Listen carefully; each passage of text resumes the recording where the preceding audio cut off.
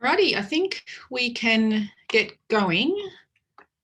So the meeting is being recorded, so for everyone who has joined us, just to keep that in mind. Okay, so welcome to day 2 of the Delve online conference. This is the edition that's in the Australasian and East Asian time zone, which also works out well for some of our folks in the United States. So welcome everyone. Just a reminder about the code of conduct for the meeting. You can find it on the Slack channel or you can find it on the website. So keep that in mind. So just be courteous and respectful with your questions and your interactions, both online and also on Zoom. Also, as a reminder that if you post questions, if you have a question for the speaker, we have some time for questions. But we also encourage all questions to be posted on the Slack channel, so we have a record of them, and also to keep the discussions going afterwards. So especially if they're excellent questions and we get good discussion, it's great to have a record of that for all participants who aren't in our time zone. The other thing I wanted to remind you about was that in the break, we will have a number of talks. Then we'll move to a break where we can move to GatherTown and there'll be posters. So encourage everyone to go to GatherTown and look at the posters that are associated with the meeting. And also, let's see, I just have to remind myself of everything because it's a little early for me, even if it's in my time zone. Yeah, and also to remind everyone to come back after the break.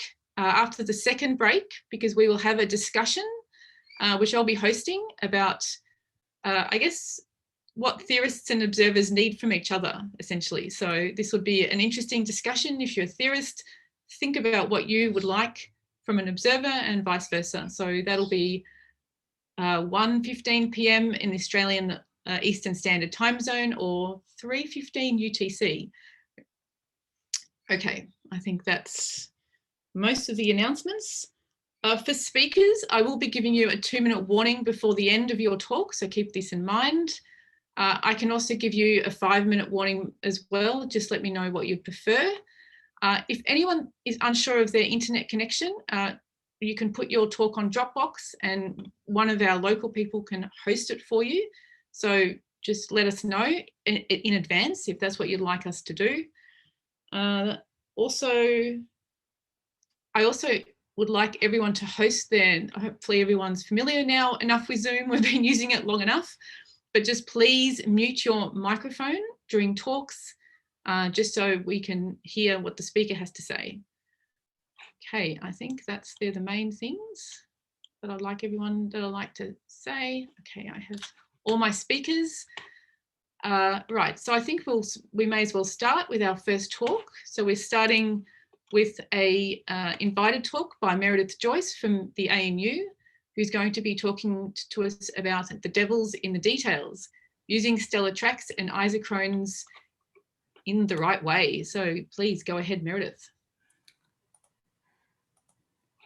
All right, is that taking up full screen for everyone?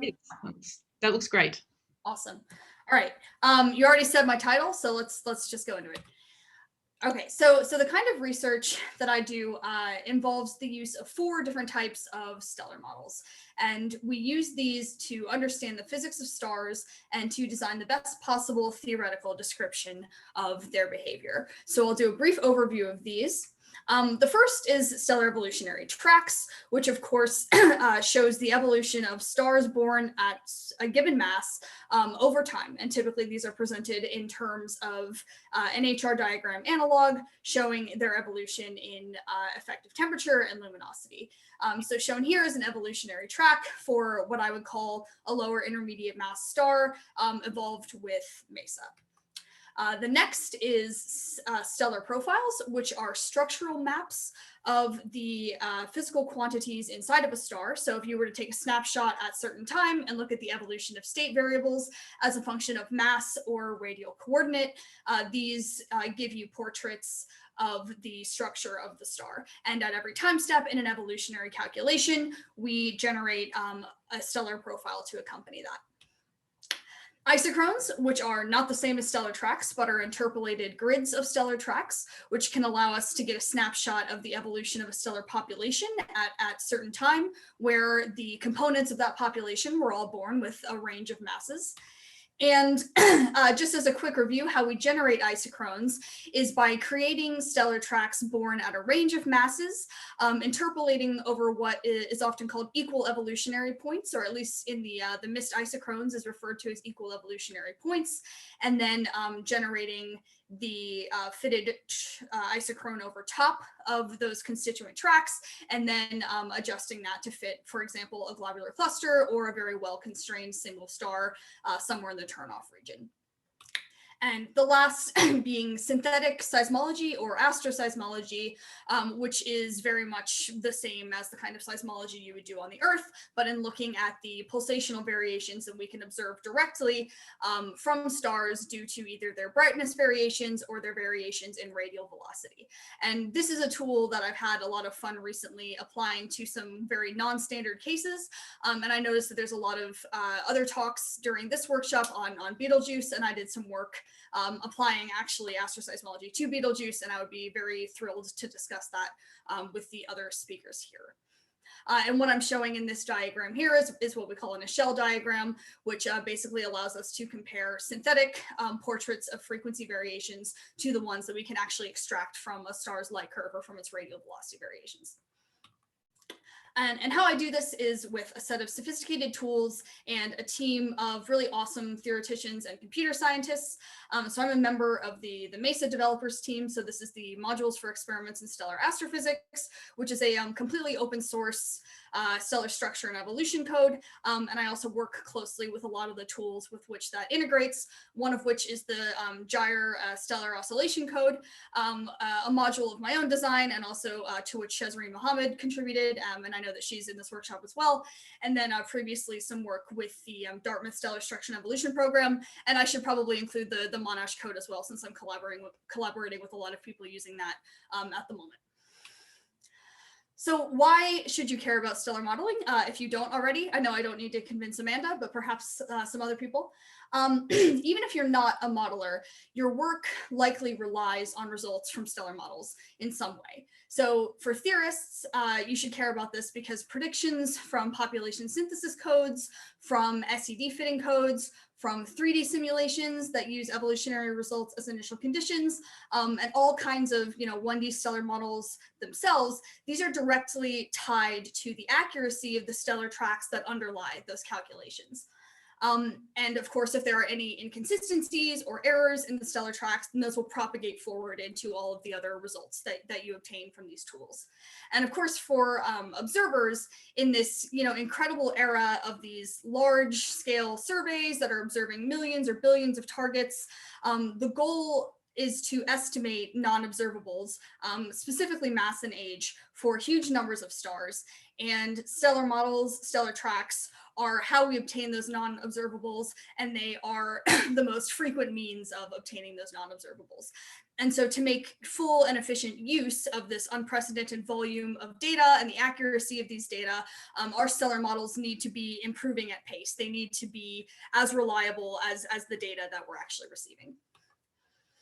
All right, so a few brief minutes of scare tactics about some things that I see in the literature. So just to give you an idea of kind of the importance of this field, I'll quote a few order of magnitude uncertainties that are imparted from modeling systematics. And by modeling systematics, I mean sort of insufficient consideration of the theoretical sources of uncertainty that go into stellar evolution calculations, and perhaps some overinterpretation of what those results actually mean. So if you are using stellar tracks, stellar models to infer ages of stars based only on spectroscopic constraints, then the variance in those values can be up to 30%, just based on one particular physical prescription that you use in your stellar models. If you're trying to infer ages of, for example, very old globular clusters based on isochrone dating, when that stellar population is very well constrained, then you're not probably getting a precision better than 1 or 2 gigayears realistically. And this is when the stars in that population all have 2 or more independent measurements for the system. So we're talking about photometry from one source and maybe spectroscopic temperature from a different source. So having those variables be observed independently, and still you're not getting accuracies above perhaps 1 gigayear. And even stellar radii on the relatively well-behaved main sequence for low mass stars, there's still a need to actually calibrate the mass radius relation. That's not done perfectly yet. And we're still encountering errors on the order of 5 to 10% when we try to reproduce that theoretically. And what I see sort of as the overall problem is that non-observable parameters are often quoted in the literature at precisions that are nearly an order of magnitude better than what is actually appropriate to quote them at. So saying that we know some age to within 0.3 gig years instead of to realistically within 3. And it's not that people are doing this out of malice. It's that the modeling uncertainties are really, really complicated and covariant and degenerate, and there's not a huge amount of understanding of exactly how these things interact. So what can we do about it?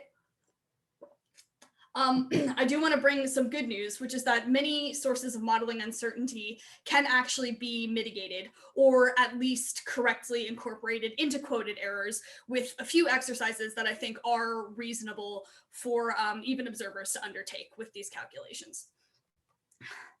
So my sort of incomplete top 3 list of physical choices in stellar models that people should worry about. I'll go over what I think are a few key things you can investigate to kind of make your results more robust and make the quotes you provide for your uncertainties a bit more realistic. So my big thing in the sense of, what I wrote half of my PhD thesis on is these convective parameters, and especially as someone that used to concentrate in low mass stars, the mixing length is something that's very interesting and important to me. And the math is not super important. It's just, we can think of this parameter as sort of a mean-free path over which a parcel of self-consistent fluid in a convection zone can travel before that loses its characteristics and denatures. And in some sense, it's a measure of the efficiency of convection. So obviously this is a 3-dimensional turbulent process, and any 1D formalism we implement is going to have its shortcomings, but it's been effectively used for over 60, maybe 70 years now, originally devised by Erika Bohm-Vitens. And it's sort of the canonical framework to use in stellar structure and evolution codes. And measuring this parameter that parameterizes the efficiency of convection is actually a large source of uncertainty, but one that I believe can be mitigated. So especially the mixing length, but not exclusively the mixing length. Studies, which include mine and others, have repeatedly found that the solar prescription for convective mixing, which is what's traditionally adopted in the surface convection zone of low mass stars, is basically too efficient or too large of a value compared to what is best fit for very low mass stars or very metal depleted stars. And so in general, that would correlate them with very old stars as well. So for some reason, the efficiency of convection, as we characterize it in the sun, is not actually applicable to a lot of other places in the HR diagram. There's a similar metallicity dependence with convective overshoot, which is sort of measures the degree of propagation of convective plumes into a radiation zone in a stellar model. And one sort of quick example of this is this study that I conducted in 2015, which shows a whole bunch of magnitudes of the red giant branch bump from globular clusters, which are in green, and then shows some models from the Dartmouth Stellar Evolution Code overlaid on top. And basically what we see is that very low metallicities on the x-axis, we end up with an over-prediction of magnitudes. Now that in and of itself is something that's been found by many other people in the literature. But what we found in that case was that we could basically change the convective overshoot parameter in a very ad hoc way, but within values that are completely reasonable and zero this trend. And so do we know that this means that the convection zones in very metal poor stars are somehow different, or is this just a scaling that we're applying artificially? I mean, these are kinds of the questions that we get into with stellar modeling and trying to determine what is actually a physical trend that we observe and what is actually a numerical trend that we observe. And we need to disentangle those things if we're going to actually claim that we're observing something physical when we make plots like this. So what I'm showing here is basically that you only need to change the mass of the convection zone by a little bit according to adjusting the overshoot parameter in order to completely zero this trend that we saw on the previous slide. And the fact that we can kind of apply numerical hacks like that is a little bit suspicious, right? We should be able to do something a little bit more physically meaningful than that. And the point this raises is that if such empirical trends as this can be removed or can be zeroed through ad hoc adjustments to unconstrained modeling assumptions, where all of the values used in the adjustments are completely within reason, then how do we actually know what is physical versus what is numerical?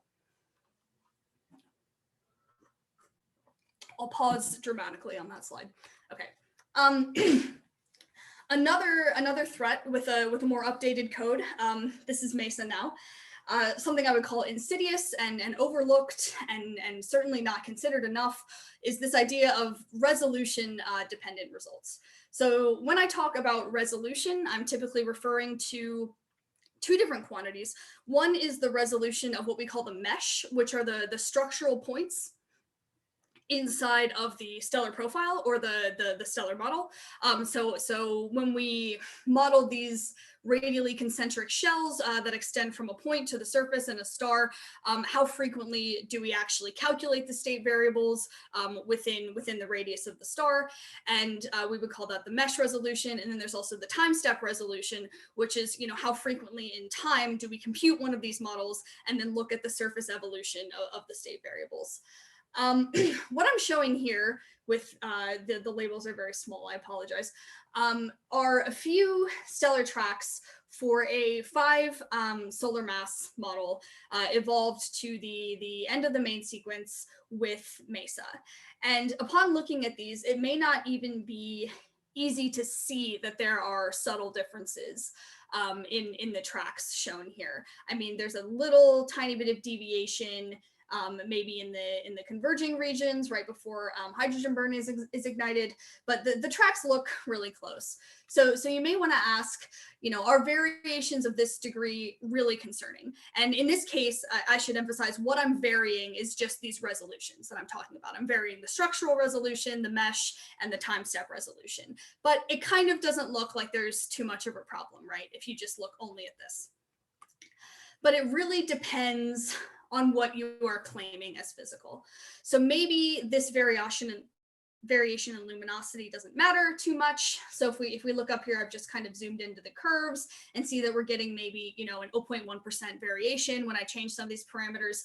But if you're looking at very sensitive situations or very kind of finicky situations, such as, for example, the number of pulses that certain models produce on the thermally pulsating asymptotic giant branch, which I know is of interest to a lot of people here, or astroseismic ages, because I work in astroseismology as well, then the impact of using unconverged models can be really drastic because those parameters are very sensitive to lots of other things that people are aware we should vary, like convective parameters and overshoot. But just as important as that is to actually make sure that you're using a time step and mesh resolution that are low enough, high enough resolution that your results don't change when you increase or decrease those values. So the default mesh and time step resolutions in Mesa are assigned somewhat arbitrarily. We're not setting those values to try to trick you. It's that there are no best values that apply equally well to all problems. And for example, if you're modeling a weakly constrained star in luminosity and temperature, it may not be important to spend all the computing time on these really high resolutions, right? But if you are trying to do precision astroseismology of a very small convection zone, then this matters a lot, right? So you need to figure out exactly which resolutions your problem demands. And that's going to vary from problem to problem. problem, and what you can sort of get away with in terms of time saving is going to be very situation dependent. So my advice in recent years working on this is that you should conduct convergence tests, and I know that most people don't, and I know that because I used to not conduct them until I looked deeply into this. But it's an important thing to do before you want to claim, especially precision results based on calculations from stellar structure and evolution codes. All right, so that was a long tangent into the dangers of convergence issues. So we've talked about convective parameters, the mixing length, convective overshoot. Another big one is heavy element diffusion, and this is especially important for precision spectroscopists and people that are interested in surface abundances. So things to worry about here are whether it's included at all in your models, because in some stellar structure and evolution codes, it's not taken into account and it is computationally difficult. So it's not that it's illegal to not use it. It's just you should be sure what you're stating, especially if you're studying spectroscopy and comparing that to models. You need to know whether heavy element diffusion took place. You need to know how it's implemented, because we know that different isotopes kind of diffuse at different rates and diffuse differently in different mediums. Which isotopes are considered. So is everything above helium, for example, treated with the diffusive behavior of iron, or are they treated with their own diffusion profiles, right? And as I said many times, this is especially important if you're using stellar models to look at precision surface abundances, and even in codes that do include diffusion, as is the case with MESA, often this is not turned on by default. Hi, Meridith, 2-minute warning. All right, cool. So another is atmospheric boundary conditions.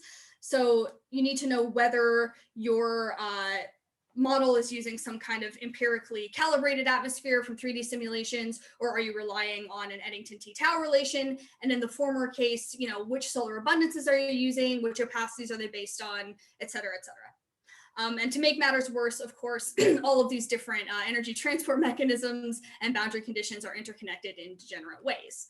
So I had 2 examples here, but I'll just do the one given time. So one method of mitigating this is to empirically calibrate the mixing length for non-solar stars, and some case studies with that. So I'll skip how we actually do this for the sun, but basically the point is that typically we would calibrate it for a solar situation, but for very highly constrained systems, it is actually possible to do this calibration empirically for non-solar stars.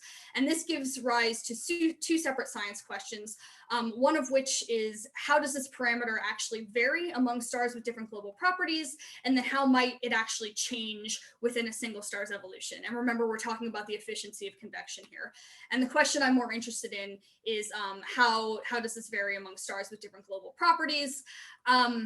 And the answer basically is that it definitely varies with metallicity, that's been established, and it probably varies with mass. And just as an example, here are a few low and intermediate mass stellar tracks, and just showing you what happens when we change the mixing length within a realm that's pretty reasonable.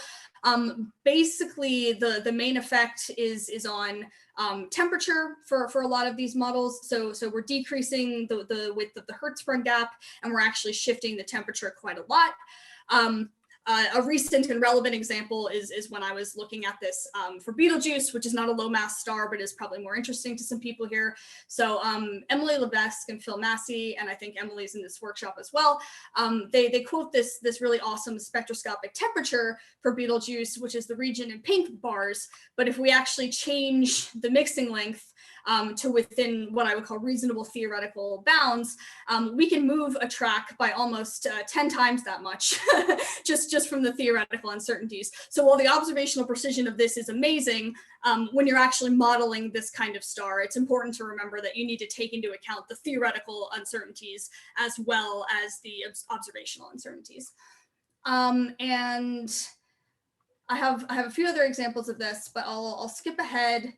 I will quickly flash and show that this has a larger impact on isochrones as well. So this is some work that was done with some of the other MESA developers, looking at the impact of changing the mixing length uniformly in all of the constituent tracks of isochrones, and again showing that the impact on temperature is very drastic. And if you were to use one of these models to date a star, then the precision that you're stating for that age is drastically overstated. And a quick summary of the ultimate goal here is we want to recall the question, how does this vary among stars with global properties? And the deeper physical question we're getting at is, what does the super or subsolar value of this parameter actually mean? And basically it's that convection is more or less efficient as energy transfer mechanisms in these systems compared to the sun. Why is that the case? And to answer this question requires two things, and that's an increase in the number of multiply constrained targets. So what do theorists need from observers? This is what I need.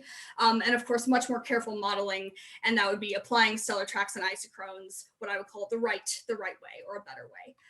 So my research plug, check out my paper on Betelgeuse because a lot of people here are interested in that, and stick around for Giulia Cinquegrana's talk right after this, who I'm co-supervising with Amanda. So thank you. Thank you, Meredith. Right, do we have some questions for Meredith, please? So if you can raise your hand through the Zoom options, that would be easiest for us to see. If you have a question. See anyone with raised hands at this stage?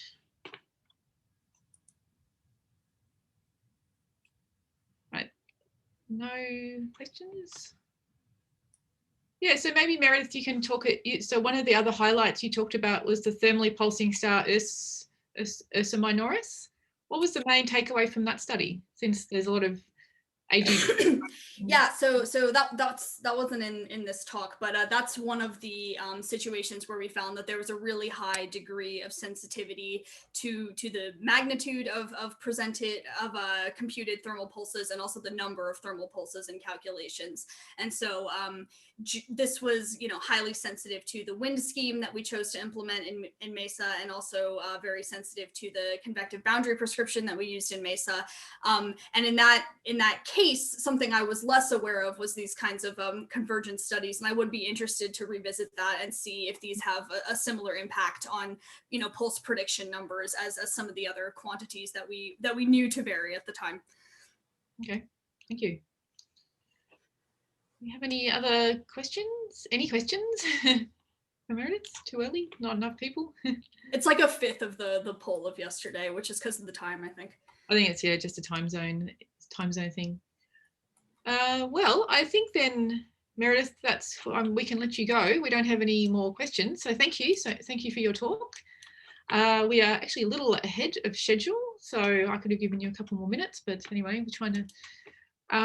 So I think we can move on to the next talk. So Giulia, if you can share your screen, please. So the next talk is a contributed talk by Giulia Cinquegrana, who is going to be talking about modelling metal-rich stars. So Giulia, I'll give you a 2-minute warning before your 15 minutes is up. So if you can take it away, please.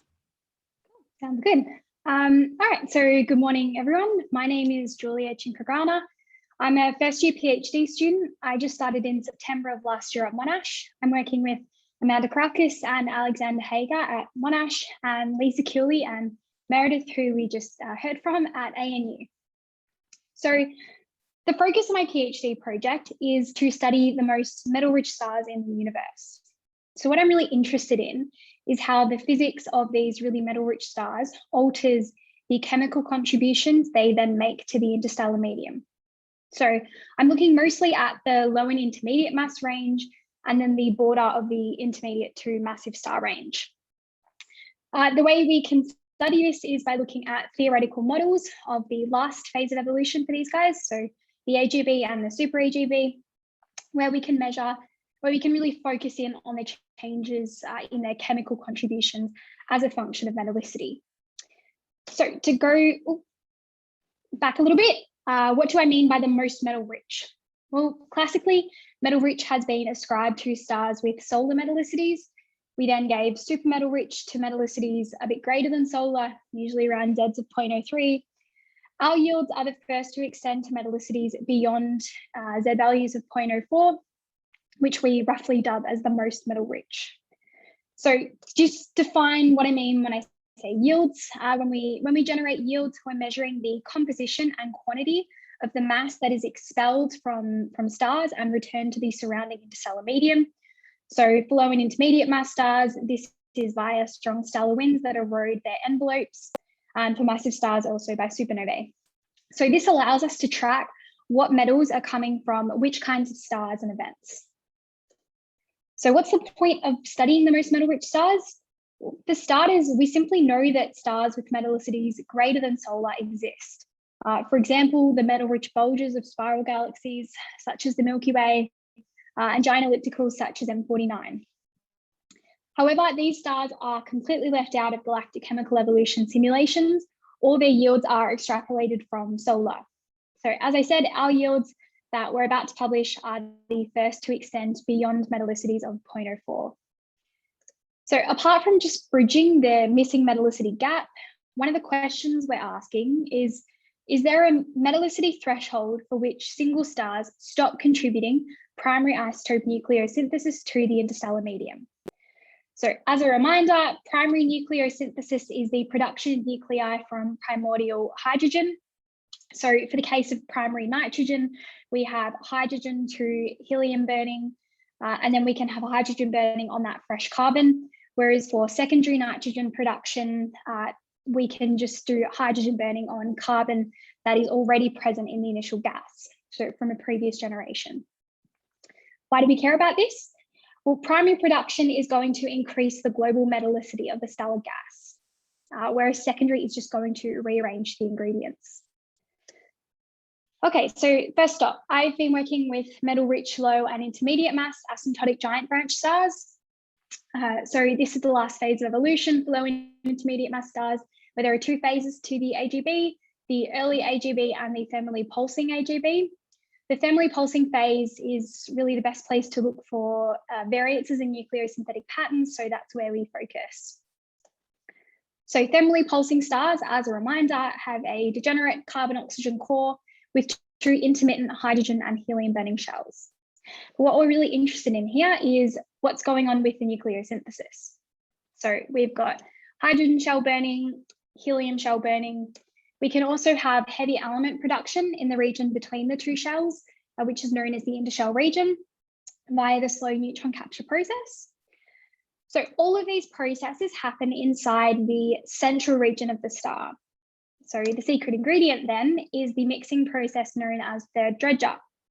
This is when the convective envelope can extend inwards in mass and mix the products from the intershell central region out to the surface of the star. So without the dredge-up, none of these burning products will be contributed back to the interstellar medium. They're going to remain locked inside the remnant. So what I'm trying to emphasize here is that if the nucleosynthesis that we really care about is in the very low density extended stellar envelope, it will go back to the interstellar medium. If it's inside the central regions of the star, which we can just group together as the dense hydrogen exhausted core, it will not. So realistically, the stellar envelope is many, many times more extended than I can demonstrate here. So as the envelope blows up on the ascent to the giant branches, the surface extends further and further from the dense core. The envelope loses its strong gravitational hold. And so the envelope starts to be eroded away. And we say this eroded mass is contributed back to the interstellar medium. So if the dredge-up can mix the fresh metals into the very low density envelope, they will be, those metals will be a part of the mass that's eroded away with the winds and contributed back to space. If there is no mixing in the envelope, the metals will stay locked inside the dense core where they will remain as the star becomes a white dwarf. So as a quick reminder, there are two mixing events prior to the thermally pulsing AGB, which is the first and second dredge-ups. The major difference between the first two and the third is that first and second only mix the products of hydrogen burning to the surface. Third dredge-up is the first time we're seeing helium burning products mixed into the envelope. Also, first and second dredge ups only happen once. Third dredge up can occur after each thermal pulse, which, depending on mass and metallicity, can be tens to thousands of events. Okay, so there's one more process in AGB stars that does not rely on third dredge up. If the temperatures are hot enough at the base of the convective envelope, which normally happens in intermediate mass stars, there can be hydrogen burning at the base of the convective envelope. Okay, so what we want to know is what happens to these processes when we increase our initial metallicity well beyond solar up to Zs of 0.10. The first thing we notice is that as metallicity increases, the mass threshold for third dredge up increases. So if we're looking at a mass range of 1 to 8 solar masses, at Zs of 0.04, third dredge up initiates at about 3.5, 4 solar masses. For a 0.07 model, this doesn't start until 6 solar masses onwards. On top of that, the mixing as metallicity increases becomes really inefficient. So this is a plot of the mixing efficiency lambda as a function of time. A lambda value of 1 is the most efficient. That's where all the burning products that have been created during the previous interpulse period are scooped up and mixed into the envelope. If lambda equals 0, that means that nothing has been moved into the envelope and it all remains in that dense core. So we can clearly see the downward pattern that ensues with increasing metallicity. So a bit of a sidestep, a question you might have is, why does the mixing efficiency decrease? Well, we don't actually know the exact mechanism of how this happens, but we have some reasonable idea. So we know that as metallicity increases, the opacity of the stellar gas increases. So for metal poor stars, they are much more compact than the puffy metal rich stars. So because of this, the helium burning shells in metal poor stars are much denser in a smaller radius than high metallicity models. So the thinner shells are going to lead to a more violent thermonuclear runaway due to the thin shell instability, which we call the thermal pulse. So there is significantly greater expansion of the outer stellar layers. And if we have greater expansion, the convective region can move further inwards. Okay, so for metal-rich stars, this means that we're going to see virtually no products of hydrogen and helium shell burning in the envelope. So just to emphasize, these processes do still occur. We're just not going to see their products in the envelope. So even at the lowest end of our metallicity range, this really significantly impacts heavy element production via the slow neutron capture process. So even if third dredge up operates at 4 solar masses for Zs of 0.04, it's really very inefficient until about 6 solar masses. However, optimal S-process nucleosynthesis occurs in the lower mass regime. So by the time we actually get to see the products at 6 solar masses, we see very little production of these elements. Lastly, the process of burning at the base of the convective envelope is also not immune. So because metal-rich stars are puffier and less dense, they have cooler temperatures in their gas, especially at the border of the hydrogen shell and convective envelope. So here I've got a plot on the y-axis. So I've got the maximum temperature at the base of the convective envelope. So we can see that for the solar metallicity models, almost all their intermediate mass models have temperatures sufficient for full and some partial hydrogen burning at the base of the envelope. For Zs of 0.10, it's only the 7 solar mass model that reaches temperatures sufficient for very mild partial hydrogen burning. So you can see now where my question comes in. By the time we get to Zs of 0.10, there is no third dredge up and very little burning at the base of the convective envelope. So what does this leave us with then? Well, any nucleosynthesis that comes out of these stars is going to be a direct consequence of their initial metal content. So for hydrogen burning by the CNO cycle, we know that the ingredients have to be conserved. So if we start off with a higher initial metal content in the gas, we will start with more CNO ingredients, which is going to lead to more CNO products, such as nitrogen-14. So if we look at the nitrogen-14 yields, even though the highest metallicity models don't have third dredge up or very much hot bottom burning, they have the highest nitrogen-14 yields because that initial material is brought to the surface during the first and the second dredge up events prior to the thermally pulsing AGB. So very metal-rich stars are going to contribute yields that are predominantly comprised of secondary hydrogen-burning products. So our next step is to extend this research to the massive star regime, where one of the interesting features of these stars is their core masses. So here I've plotted the core mass at the first carbon flash that these models undergo on the early AGB. So these are 8 solar mass models. So in general, we see that the hydrogen exhausted core mass decreases in size as we increase metallicity. So this means that for the core to be large enough to undergo a core collapse supernova, the initial mass of the star has to increase as we increase metallicity. So this is true up to solar, which is where most of the literature has stopped. But at Zs of 0.04 in our models, we see that the core mass actually starts to increase again with increasing metallicity instead of following that linear trend downwards. So at 0.07, we've actually matched the core mass of the solar model if we look at their sizes at the outset of the thermally pulsing AGB. And as we increase to Z values even higher than that, we now have core masses larger than the solar metallicity case. So the impact of this larger hydrogen exhausted core mass is that we can actually ignite off-center core carbon burning at a lower mass threshold at very high metallicities. So at Z equals 0.1, we ignite core carbon burning at 7 solar masses as opposed to 8 solar masses for our lowest metallicity. So we're able to start burning core carbon at less massive initial masses. So as well as this, we can look at the size of the carbon flames. So to provide a little bit of context to what we're looking at here, the y-axis is cutting a slither of the radius, where the origin is the very center of the star and y max is the surface. We've just zoomed in on the inner 2 solar masses because that's where all the interesting stuff happens. So you can see at 1 solar mass, we've got the border of the inactive carbon oxygen core, and now the convective region starts to move into that core region, which represents the onset of core carbon burning. So at solar metallicity, the carbon flames aren't large and they don't reach the center of the star, which would be the origin. So hence the off-center prefix. This means they will end up as hybrid carbon oxygen neon white dwarfs. Giulia, 2-minute warning. Cool. If we compare this to our higher metallicity models from Zs of 0.08 and upwards, the carbon flames are able to really engulf and reach the center of the stars.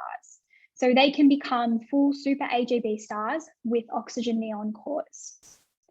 So the next phase of my research is to look at this border regime further between intermediate and massive stars to really fully explore how metallicity impacts this minimum mass for core collapse supernovae. Okay, so what have we learned about the most metal-rich stars from our research? Well, low and intermediate mass, high metallicity stars produce yields that are really dominated by secondary hydrogen burning products. So this means that they are not contributing fresh metals back to the interstellar medium. But if the minimum mass for core collapse supernovae does decrease in metal-rich stars, even by a small amount, even by 1 solar mass, there could potentially be a lot more core collapse supernovae in metal-rich regions.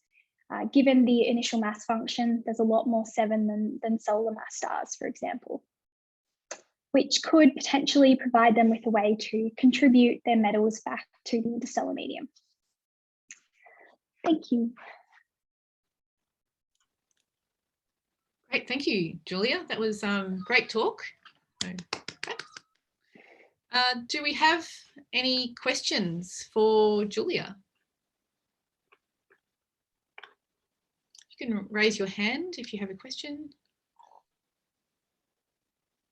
I'm not sure I should be the one to ask questions since I'm your supervisor as chair. Any questions, anyone? We have a quiet bunch of people today. I actually have a question. Just it's a bit, I don't know if it's a bit of a weird one though, but is there like, so if you assume an IMF, which is, I don't know, just like a power law distribution basically, and you reduce the mass that you can get core collapse supernovae at by a solar mass, like how much more material is being put out there, like compared to say the regular threshold at core collapse supernovae? Like obviously, like it's difficult to calculate the actual yields for these events, but just from a mass process perspective, is it like 5%, 10%? Like, does the overall, say for a unit mass of star formation, like is it possible to quantify how much the heavy element yields you might expect them to increase in efficiency per unit mass of star formed? Or is that a bit? No, I think that's just a bit of math. So it's definitely quantifiable, at least kind of order of magnitude. It's not math that I've done yet, so I can't give you a numerical answer other than that it would increase it by some amount. Okay, that's fine. I was just wondering if like you'd expect like the yields to change so much depending on the metallicity itself that, you know, such a calculation would just be a bit fruitless. But no, I was just curious. Yeah, it's a good question, Alex. I think the yields will increase even if you change the core collapse minimum mass for core collapse by 1 solar mass. As you move to lower masses, you're going to increase the number of core collapse more than it's good, because it's not linear as you move because of the power law distribution. But yeah, I don't think I haven't done that calculation yet either, actually. But I'll leave that. This is something I'm sure Julia is going to have a go at some stage. Any other questions? And of course, Julia, you're going to redo all of this work in Mesa, right? Absolutely. By next week. Yeah. Maybe not the AGB stuff. I think maybe just the massive star stuff. Alrighty. Any other? If there's no further questions, then we're going to start in 3 minutes for the next talk. So I just want to get us back to the published schedule, just in case anyone is going to be joining for particular talks. So we will have a very, very short break of 3 minutes and then we will start again in a couple of minutes. So Vishnu, if you can share your screen just to check that it all looks okay. Thanks, Julia. It was a great talk.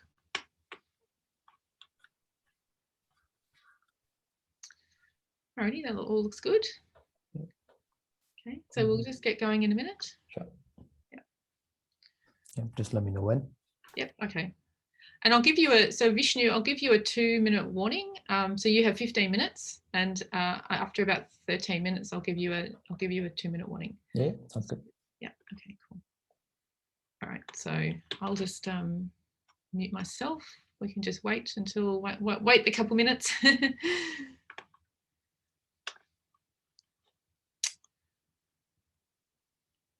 Yeah, I didn't stick around for the what was the discussion session like yesterday, actually, in the 2 minutes we've got? Meredith, did you join that?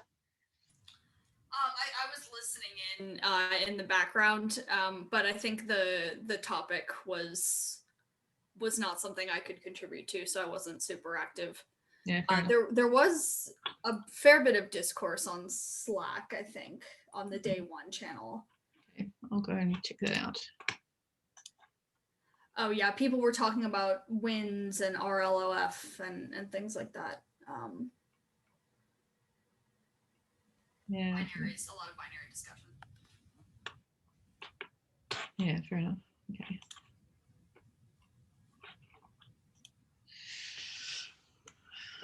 Right. Is the diversity session at a reasonable time for us Australians? I don't know, actually. It's a good point. Diversity is on Wednesday, is that correct? I am very reluctant to say days with these time zones because that's messed me up. I think for most people it's on Wednesday. I'm not sure what that means for us. I think for Wednesday, Australian East Coast, it looks like 5 p.m. to 10 p.m. our time.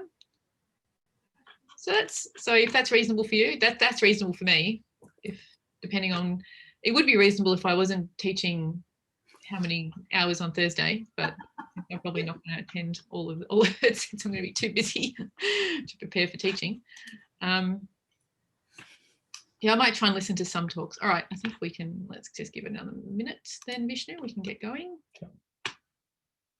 All right, so Vishnu, you can start. So our next talk is by Vishnu Varma, who is going to be talking about 3D simulations of oxygen shell burning with and without magnetic field. So Vishnu, take it away, please. Thanks, Amanda. So just like Giulia, I'm also a PhD student at Monash, about 2 years into my PhD, and most of what I work on is in trying to understand the impact of magnetic fields in massive stars, basically during supernovae and just before the supernovae process. So my talk, as Amanda has already given you a title, is based on this paper that's just been accepted into monthly notices very recently on 3D simulations of oxygen shell burning with and without magnetic fields. If you are interested, I highly recommend you can scan the QR code or go to the link and you can check out the paper. I think the title kind of says a good amount. It tells you exactly what we did, which was we simulated oxygen shell burning with and without magnetic fields in a full 3D. But then I guess the question is why do we do that? The biggest reason, well, I mean, our main motivation was in terms of understanding supernovae a bit better. So for those who are unfamiliar, the generally accepted supernova theory, in supernova theory, generally accepted mechanism that drives supernovae is the neutrino-driven mechanism. And as part of the mechanism, after the core collapse and the bounce happens, in order to propagate the shock further outwards, the released neutrinos build up behind the shock, creating some sort of neutrino pressure, which then drives the shock outwards. So in very low mass, lower high mass stars, or 8 to 10 solar masses, this can kind of work in spherical symmetry. But for this mechanism to work in anything larger than that, you need to break the symmetry. So you need at least 2D models, not 3D simulation, to show that you get this sort of sloshing, almost convective motion behind the shock, which allows for the neutrinos to be absorbed more efficiently behind the shock and then drives supernova. So in this entire scenario, it's generally assumed that magnetic fields are dynamically weak. So what that means is that magnetic fields are weak enough that the kinetic processes are just much stronger, that you can ignore magnetic fields altogether. However, in a recent letter that we wrote and published in, again, monthly notices, my supervisor and I found that with even by including very weak magnetic fields, which is what we did here in a 3D simulation, by including very weak magnetic fields, which we would assume to be dynamically irrelevant for the supernova explosion, we find that this additional magnetic field does help drive the supernova. We can see this because we compared two similar models, one without and one with this very weak magnetic fields, and that exact same model without magnetic fields basically just doesn't explode, while the one with weak magnetic fields do explode. So although we did that, the initial condition for the magnetic fields that we inputted in this was somewhat arbitrary, because at this point we don't really understand what a realistic magnetic field strength and geometry would look like. So also in the realm of understanding supernova better, there's been relatively recent work on a somewhat new mechanism called the perturbation-aided supernova. And what this does is, unlike in the neutrino-driven mechanism, we have a breaking of symmetry during the actual explosion process, whereas it's been found that some sort of asymmetry prior to the actual core collapse phase, so during the final phases of shell burning, that breaking of symmetry can also help aid the supernova process. So this was work that started by in about 2014, 2015, initially done in axis symmetry, and which moved on into full 3D simulations. So this image on the right is just this part on the right is just a snapshot of the equatorial plane of a 3D simulation of oxygen shell burning. So similar to what I'm going to show in this talk, but in this case, it was purely hydrodynamic, and the entire 3D model was evolved somewhat self-consistently to the full collapse and explosion and the explosion was simulated and published in Muller et al. 2017, their follow-up paper. And what they found in this 3D simulation is that you get this quite obvious bipolar flows, and this very strong bipolar flows does then help aid with the supernova explosion. This was quite important because especially back when these simulations were done, 3D models were exploding but weren't getting high enough energy, explosion energies that we would expect from observations. So part of the question I'm trying to look at with regards to this perturbation-aided supernova mechanism is how would the inclusion of magnetic fields impact this mechanism? For example, will adding magnetic fields amplify themselves to a point where the convective velocities get dampened or altered in some meaningful way that could completely disrupt this idea that a perturbation-aided explosion could happen. Finally, just as a bit more of a broad investigation, we also wanted to understand a bit more about the impacts of magnetoconvection on stellar evolution, in particular massive stellar evolution. This is because up to now, most of our knowledge of magnetoconvection is from solar physics, where they've done full 3D simulations. However, in a lot of cases, this doesn't really apply to our massive star case. One reason being that for the solar case, you have the convective boundary, the convective shell being at the surface of the star, and underneath the convective shell, you have a radiative zone. Whereas in our massive stars, we have a convective core, sometimes surrounded by multiple other convective shells. It's unclear exactly how that will impact things. Also, you're much deeper in the core, so we expect to have much higher velocities and higher magnetic field strengths in general. Yes. So how do we go about doing the simulations? So so like we mentioned before, we simulated two stars, both non-rotating 18 solar mass stars. They were initially evolved with the Kepler stellar evolution code until this point, where you can see the plots on the left, which we show the structure of the star just as we map it onto Coconut, and Coconut is our 3D hydrodynamic and magnetohydrodynamic code. And these black dotted lines are indicative of the actual 3D simulated grid. So the left dotted line is our inner boundary, and everything on the left of that, so everything inside of that inner boundary that we simulate, we excise it and we treat it as a point mass. And a big reason for this is basically to reduce our overall computation, since these are already very expensive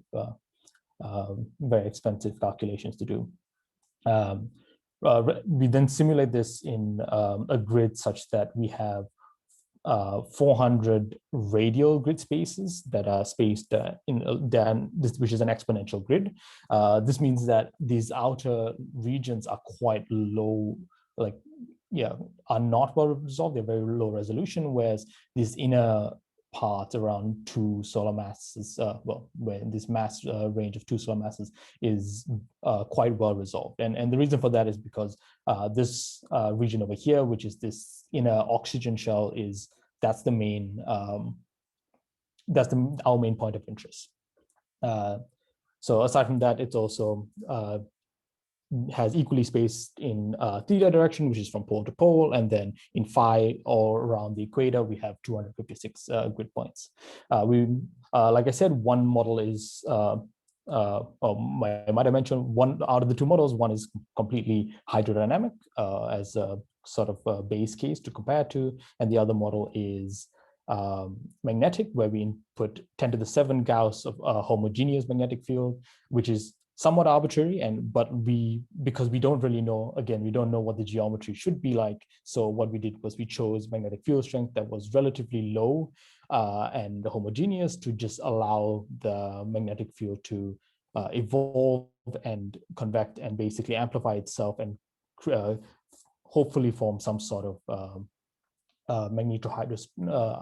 hydrostatic structure that is self-consistent.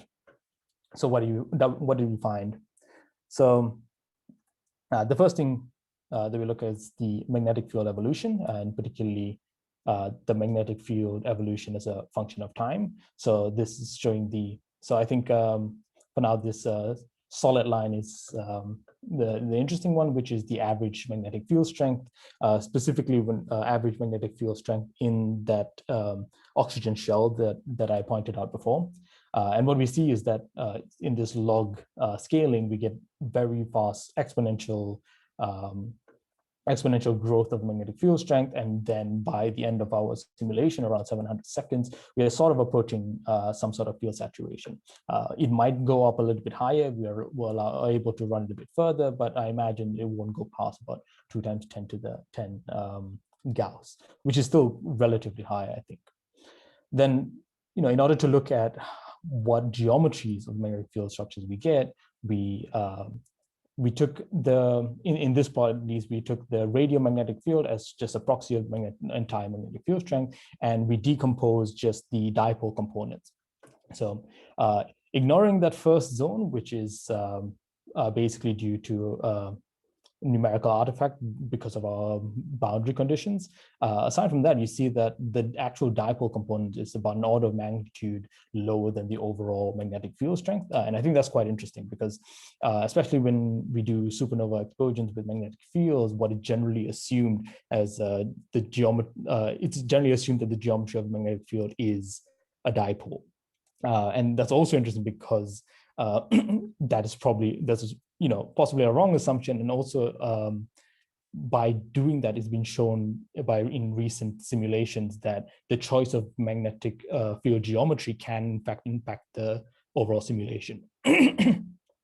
So aside from that, another interesting plot to look at is trying to look at the energies that you get from the magnetic field and the overall kinematics. So in this plot, I show in the red lines are showing the magnetic stresses and the black lines is showing kinetic stresses. So in particular, the solid lines are the radial stresses and the dotted lines are angular stresses. So we split them up. And I think it's quite clear that doing the direct comparison, we get about an order of magnitude lower magnetic energies than kinetic energies, which is good for our perturbation mechanism that I mentioned. Yep. Minute warning. Yep, thank you. For the perturbation aided mechanism that I mentioned before, because this basically means that the magnetic field strength in general is much lower than the kinetic energies that form. So the magnetic fields in this case shouldn't heavily impact the perturbation aided mechanism. However, an interesting note to point out is this point over here around 2.5 solar masses, and this is the outer convective boundary of that oxygen shell that I was talking about. Is basically the convective boundary between the oxygen and the neon shell. And over here we get some sort of equipartition between the radial kinetic stress and the angular magnetic stress. And we're thinking, we thought, well, the consequence of this should be in that it would affect the convective boundary mixing between these shells. So we had a look at that, and so all these plots are basically showing a direct comparison between our hydrodynamics and magnetohydrodynamic model. And I think just by having a brief glance at the two models, I think it's quite clear that in general, you see this purple line, which is the hydrodynamic model, is generally higher all around than the magnetic model.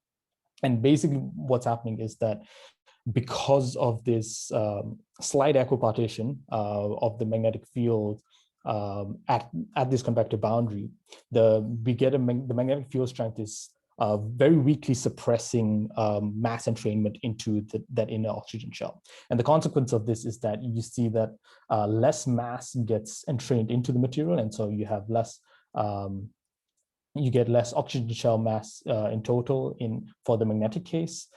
You also have a slightly larger oxygen shell for the hydrodynamic case, again, because you get more mass entrained into it. And I think also interestingly, just looking at this bottom right plot, which is the energy generation rate.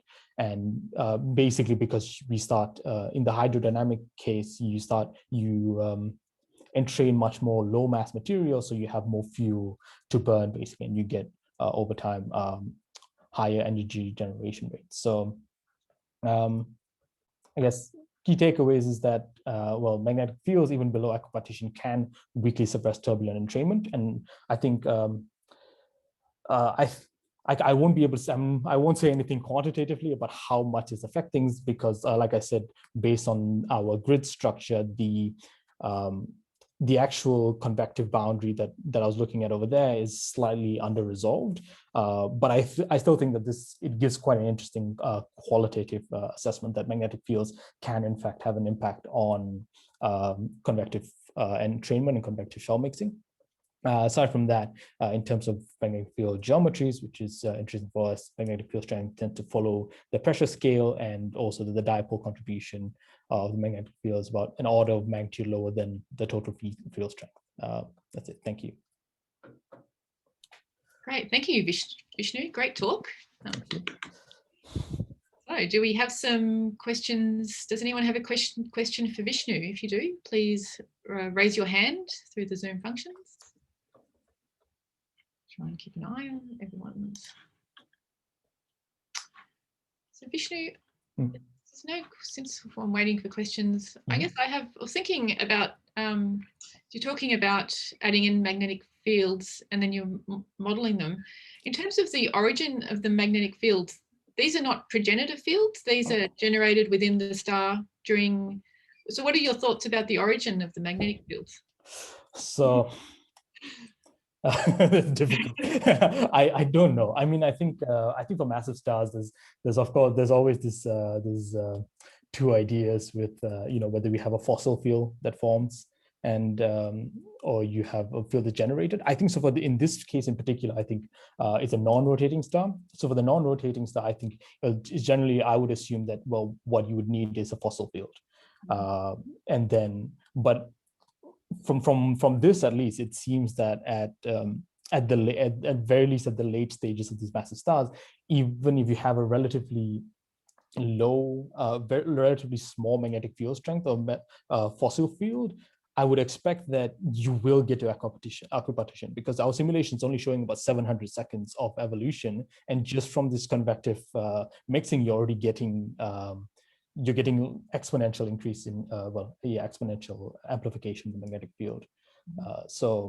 I think from here I would think that would mean that the magnetic fields are relatively important, regardless of how weak they are initially.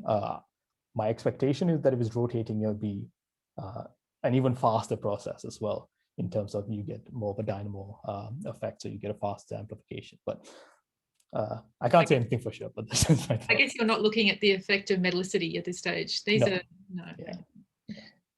Fair enough. Thank you. Do we have one last? Is there a question from the audience for Vishnu? If not, you can always ask questions through the Slack channel. So if you think of a question for any of our speakers from today, don't forget you can post your question through Slack, and then hopefully they will be answered at some stage. Also, I'll be like hanging around Gather Town during the breaks if anyone wants to walk up and chat. Yeah. Exactly. So there's also Gather Town. Okay, so the next talk, so Dylan, if you can share your screen and we'll get going in a minute. Thank you. I'll just give it a minute before I get started, just so we're keeping to time. Yes, and get my sound on and my video on. Sounds good. Great, thanks, Dylan.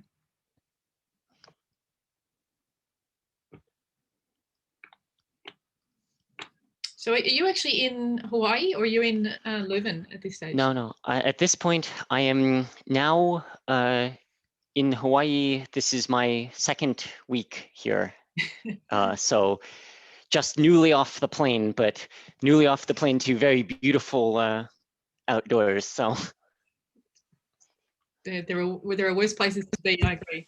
All right, so we can start with the second last talk of the session. So we have Dylan Key, who is going to be giving us a contributed talk on analytic turbulent pressure-driven mass loss from red supergiants. So take it away, Dylan. All right. Well, thank you. So yeah, as you say, I'm Dylan. Thank you to the SOC for the opportunity to talk to here. And as I was just saying, I've just arrived to the National Solar Observatory in Maui, Hawaii, but I'll be talking about some work that I've been doing over the past few years with the Maestro project, the massive star outflows, I think is the tortured acronym there, on some results that we got on first theoretical mass loss rates for red supergiants. So just briefly, the outline here of the talk is I want to give you some context and then an overview of the central physics and derivation of this analytic theoretical mass loss rate. Wrap up by presenting that mass loss rate and its comparison to empirical rates and how we've used observations to actually constrain this, and then some key implications of this moving forward. So just as a refresher, mass loss is an extremely important parameter on in the red supergiant phase. Here I'm showing some work from Manet and collaborators in 2015 using the Geneva stellar evolution code. And just by varying the mass loss rate in the red supergiant phase by first an increase of factor 10 and then an increase factor 25, you can see that the evolution as stars reach the red supergiant phase, for instance, whether they undergo a blue loop or not, can change, but then also the final distribution of supernova progenitor products that would explode as red supergiants can be pretty drastically changed here. However, this mass loss has historically not been a particularly well constrained property, with the on the market empirical mass loss rates thus far varying quite notably from one another, such that this sort of factor 10 or 25 variation is not at all unreasonable compared to the differences between different empirical prescriptions. The reason that this is so poorly constrained is that in contrast to evolved lower mass stars, the dust condensation in the winds of these stars doesn't happen until some tens of stellar radii away from the surface. At that point, we understand that radiation pressure on dust is an important sustaining mechanism for the wind, but you still have to get from the stellar surface out to this tens of stellar radii. So this region we have in general not understood where the forces lie very well, and so it's kind of a problematic region. However, for this work, what we've done is to, inspired by some work by Gustafsson and Ples and Jocelyn and Ples in particular, among others, we've filled in this gap with turbulent pressure. All right, so now at this point, I have to give a little disclaimer. This is going to be an abbreviated outline of how we do the derivation, trying to really emphasize the key pieces of physics that go into it, but time constraints being what they are, I leave the full details if you're interested, either for questions or our paper published earlier this year. All right, so the basic idea is we can start from the equations of conservation of mass, momentum, and energy, where here I well, we'll come back to energy a little bit later, but starting out in the simplest case of an isothermal wind, considering conservation of mass and momentum. And the key term, as I've emphasized, is this pressure gradient, where following standard techniques in stellar atmosphere modeling, we break up pressure into a thermal component, so a density times thermal speed squared, sound speed squared, plus a turbulent component, which is a density times a turbulent velocity squared. Now, for notational simplicity moving forward, I'm going to notate this as one combined speed here. So the geometric mean of the two.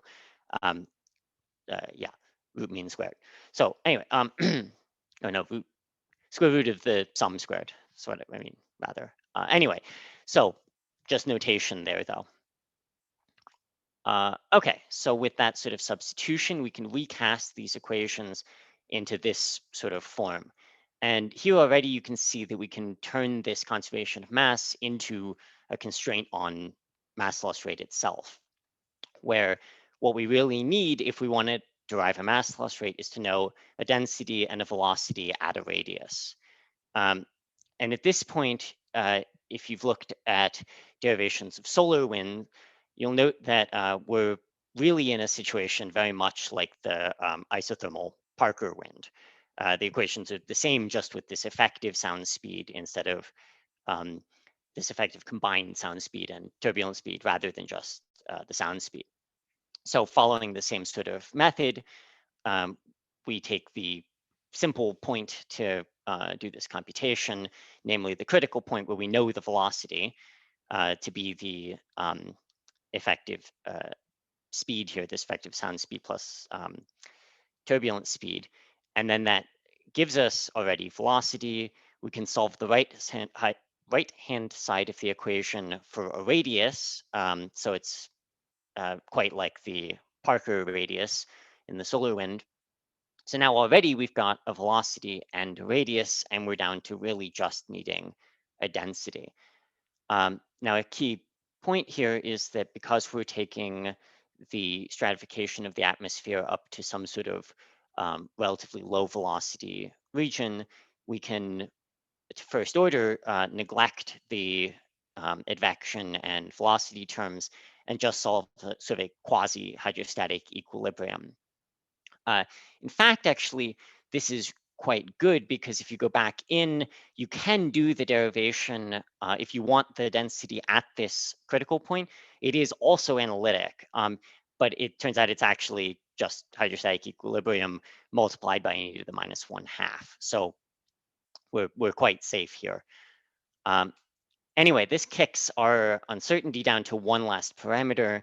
And what we've done is then to close the system by using our knowledge that the radius of the star is at the optical depth 2/3 surface, and then integrating down to that. It turns out your optical depth here is really dominated in this very hydrostatic region. And so we can get out a density scale from this integration. And at that point, we actually have a mass loss rate. But we can go one step further. I mentioned at the beginning that we're dropping this conservation of energy equation, but we can put it back in with a known temperature structure, for instance, where as a sample case, we've here done this for the spherically modified gray model atmosphere temperature structure from Leon Lucy's 1971 paper. And we can then numerically solve this same set of equations to come out with basically a correction factor that fixes from the fully analytic isothermal result to some sort of non-isothermal result. And that gives us this last term here. Anyway, at this point, as I say, we have a mass loss rate, but we have a mass loss rate depending on a key parameter, this turbulent velocity, which has made its way into every equation that we are dealing with at this point. So we need some way of getting back what this turbulent velocity actually is. And here's where this comparison to observations that I mentioned at the beginning comes back in. Taking data from Jocelyn and Plez 2007, and then with the addition of the Antares observations from Keiichi Onaka and collaborators' work in 2017, we have a set of stars where there is an observationally inferred mass loss rate and observationally inferred stellar parameters. And for all of these, an observationally inferred turbulent velocity even. So what we can do with the theory is taking this observationally inferred mass loss rate, we can feed it back into the whole set of equations I've just shown you and numerically solve those for what sort of turbulent velocity would be necessary in the theory to get back this mass loss rate. And then we can compare that to the observationally inferred turbulent velocity in each of these same objects. So showing this first on a star by star basis, don't really want you to take more away from this than that they're in the same sort of ballpark. If you're interested in an individual star, you can go in and dig into this, but we can also look at it in sort of a histogram distribution of the population, sort of a picture, where here sort of just by eye sort of blunt pencil sort of an approach, you can see that the average turbulent velocity we need in the theory is actually a little bit lower even than what's observationally inferred. And so that means that the observationally inferred turbulent velocities already provide possibly more than enough turbulent pressure for this model to work. So since we're working from the theoretical perspective, we preferentially take what we need from the theory here and propose that to close this out, if you wanted to predict a mass loss rate on average for stars of a certain sort of mass radius luminosity or equivalently mass radius temperature, you can use this average of the turbulent velocity from the theory. So this 18.2 kilometers per second. For comparison, the observational turbulent velocity is about 20. So they agree with each other within about a standard deviation. All right, so we can now drop this back in the same figure I showed at the beginning and see that we're in the same sort of regime as the empirical rates. So that's a good test. But now, yeah, as I say, the empirical rates differ from one another by quite a bit. So I want to wrap up by emphasizing some key implications of this mechanism for theoretical studies, especially with stellar evolution modeling. So a first really important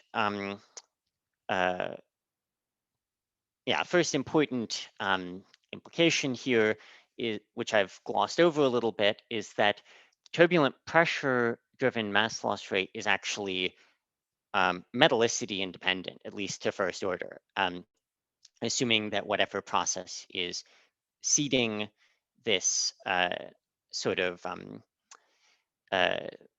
seeding the turbulent pressure, turbulent velocities is metallicity dependent, which we think it would be because we. 2-minute warning. Great, thank you.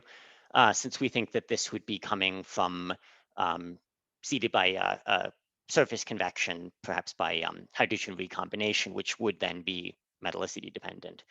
So that would predict a more dominant role of red supergiant mass loss in low metallicity environments than has been employed in many previous studies, since in general those assume a scaling of the mass loss rate with metallicity that is a decreasing mass loss rate with decreasing metallicity. A second very important implication here is that you might have noticed our turbulent pressure-driven mass loss scales a bit more steeply with luminosity than many of the current empirical rates. And this would predict that red supergiant mass loss may be a bit more dominant for higher mass stars, which have crossed the Hertzsprung gap at higher luminosity, but also for red supergiants that have evolved a little bit longer on the red supergiant branch, basically climbing higher in luminosity with time. And last, the turbulent pressure-driven mass loss has a reasonably strong scaling with the mass of the star.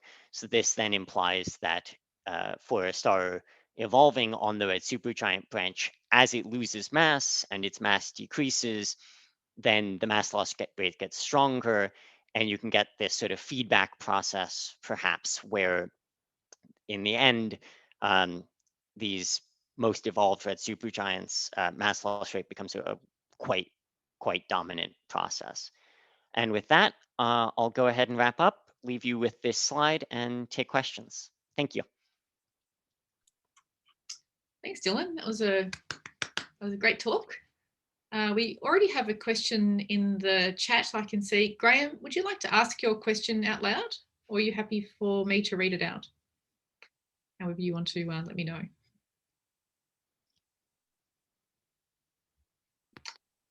Can you hear me? Yes. Yes. Hi, yeah. You had a table earlier with observed turbulence. Yes. Brilliant. I was wondering, how does that value, which is I think derived from the photosphere, how does that relate to the turbulence you need at the critical point? Right. You assume you it all the way through, or what goes into that? Yeah, so for the moment, we've assumed a fixed turbulent velocity with height. That would certainly be some future work we want to do looking at different turbulent velocity profiles. But there's some work from Alex Dakota and collaborators, and I'm not going to guess the year. I can find that reference for you pretty quickly if you're interested. But they actually found from taking line masks that picked out velocity information and line broadening at heights into the wind, that actually the turbulent velocity may even increase away from the star a little bit. So if we're taking these things at the photosphere, it's pretty safe all the way out to the critical point, and may actually even be a little bit under representing what we would find at the critical point.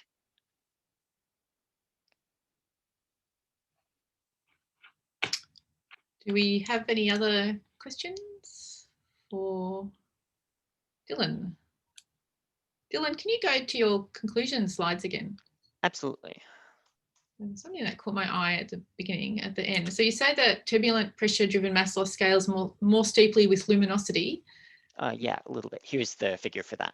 Yeah, right. So I was thinking about, because you have that comment about it doesn't scale either with low metallicity. But as we move to lower metallicity, your lower metallicity red supergiants will be more luminous. So yes, maybe in fact it will increase with increasing metallicity.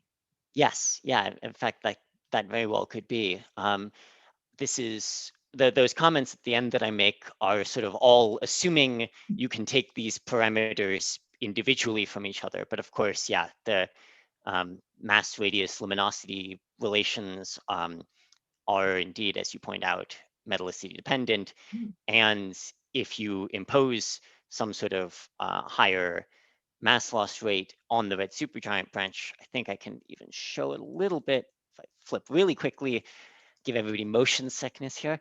Back to the beginning, you can see that the evolution on the red supergiant branch as you change the mass loss rate there leads to different behaviors, different luminosities, and different scalings, even once you hit the red supergiant branch for fixed metallicity. So once you go to these different metallicity environments, that picture internally would hold up, but yeah, at even maybe higher luminosities, as you're arguing. So what metallicities are you showing there? This is solar. Okay. Yeah. Okay, thanks. Yeah. Steve, do you have a question?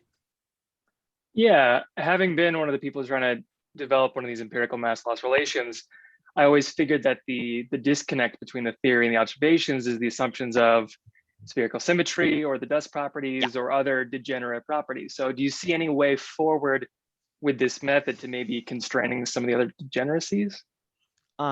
Yeah, so there's one of the things that I think would be really good is trying to understand the origins of these turbulent velocities a little bit better. Right now, we observationally infer them, but we don't really understand where they're coming from.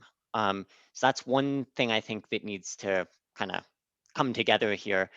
Another is understanding how that scales with property of the stars. I mean, here I don't give everybody motion sickness the other way. Have an extra slide that yeah, right. So this is from the original Jocelyn and Plez work, where they plot this observationally inferred turbulent velocity as a property of bolometric luminosity, effective temperature, log G, and pressure scale height of the atmosphere.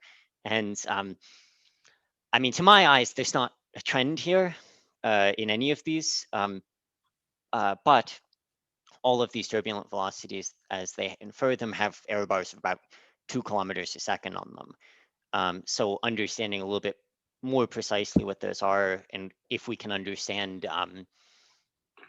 how these sorts of key model parameters scale with stellar properties, because there probably is some dependence here. I think that would be another important link between sort of the observationally and empirically derived mass loss rates in this theoretical work. Great, thank you, Dylan. I think we can move on. Thank you for your talk, it was great. Thank you. You can stop sharing and we'll move on to, so Trevor Dorn-Wallenstein, can you please share your slides as I go? Camera dies. All right, so the final talk of this first Tuesday session will be by Trevor Dorn-Wallenstein. I think hopefully I'm pronouncing your name correctly. New phenomena in evolved supergiants revealed by TESS. So looking forward to that talk. Thanks, take it away, Trevor. I'll give you a 2-minute warning after for the end. Sounds great. All right, hi everyone. Thank you so much for joining me on this Monday evening, Tuesday afternoon, whichever time it happens to be, wherever you're listening in from. So my name is Trevor. I am a 6th-year PhD candidate at the University of Washington, and I'm really excited to share some cool new results coming out using data from the TESS mission to study some evolved supergiants. So why TESS? Why evolved supergiants? Why now? Well, it turns out that prior to TESS, it was actually really hard to find good systematic studies of high frequency variability in evolved massive stars. And this is mostly due to the fact that evolved massive stars themselves are quite rare. They're just very spread out on the sky.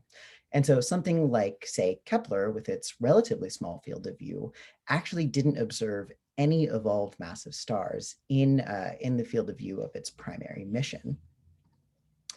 Thanks to its all-sky coverage, though, TESS is going to be giving, or is currently giving us 2-minute cadence data for dozens of evolved massive stars, which means we can start to really dig into high-frequency variability, and we can take techniques that have already been developed for understanding low-mass stars and apply them to evolved massive stars for the first time.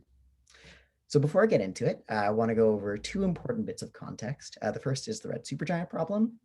So we think that massive stars up to about 25 solar masses or so should explode as red supergiants, turning into type 2p supernovae. But when we look at the progenitor masses of observed type 2p supernovae, we find that there's this upper mass threshold of about 20 solar masses or so, below which stars explode and above which we don't actually find any supernova progenitors. Now, there's a lot of ways to kind of explain this discrepancy. One is that maybe we don't quite understand how stars explode, which stars explode. There's been some really exciting work happening recently showing that when you take a careful treatment of supernova explosion engines, we find these islands of explodability or implodability where maybe these massive red supergiants aren't exploding, they're actually imploding directly into black holes. Another proposed solution is that, well, it's really hard to observe supernova progenitors, so maybe we just need to wait to get more and the statistics will kind of resolve and we'll be able to resolve the red supergiant just with better statistics.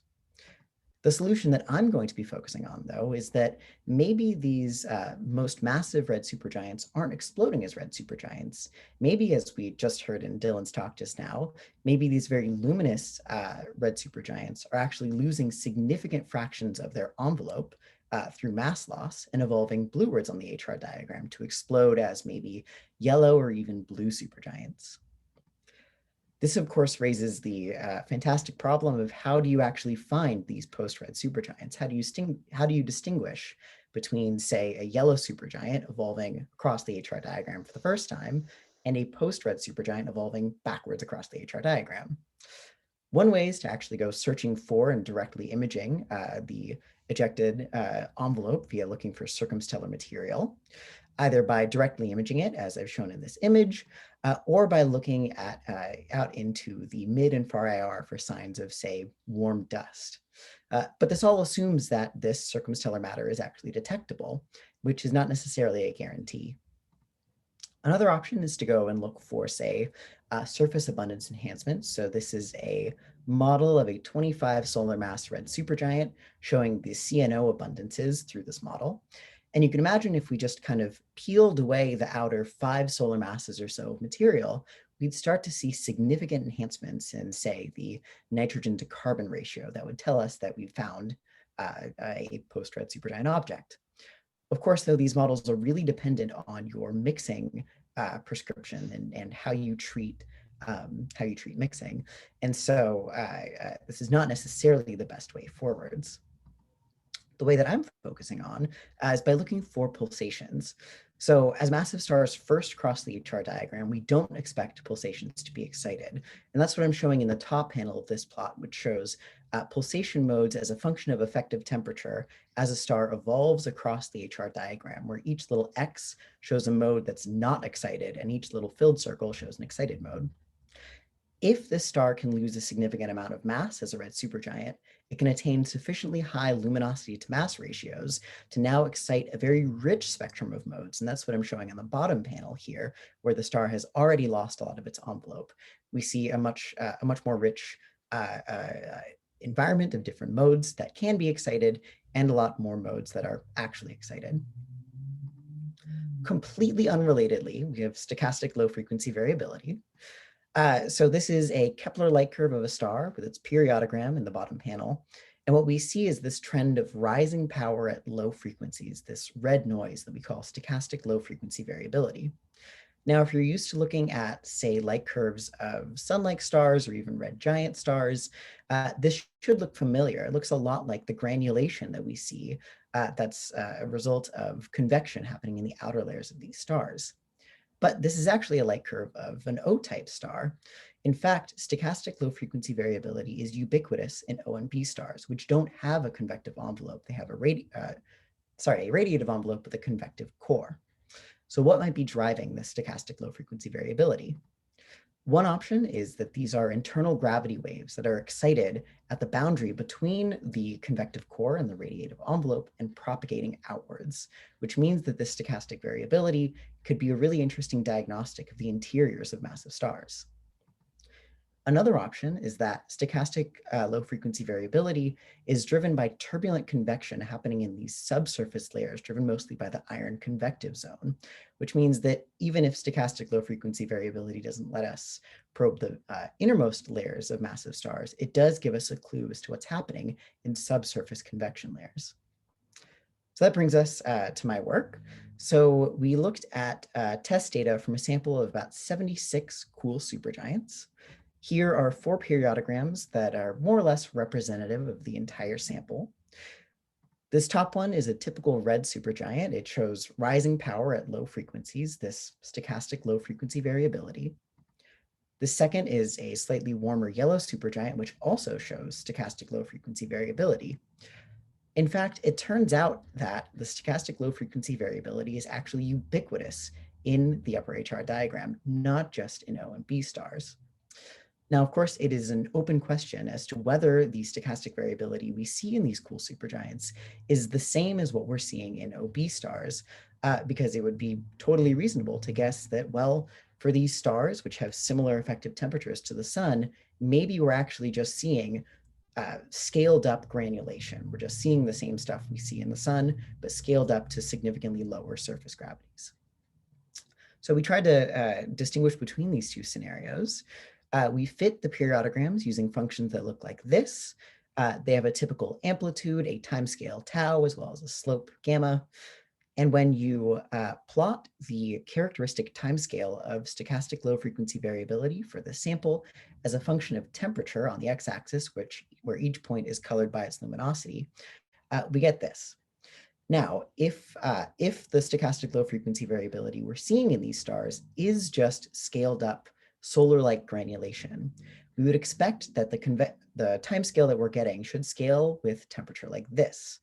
In other words, that we should see a rising trend in this plot where we see longer timescales at lower effective temperatures.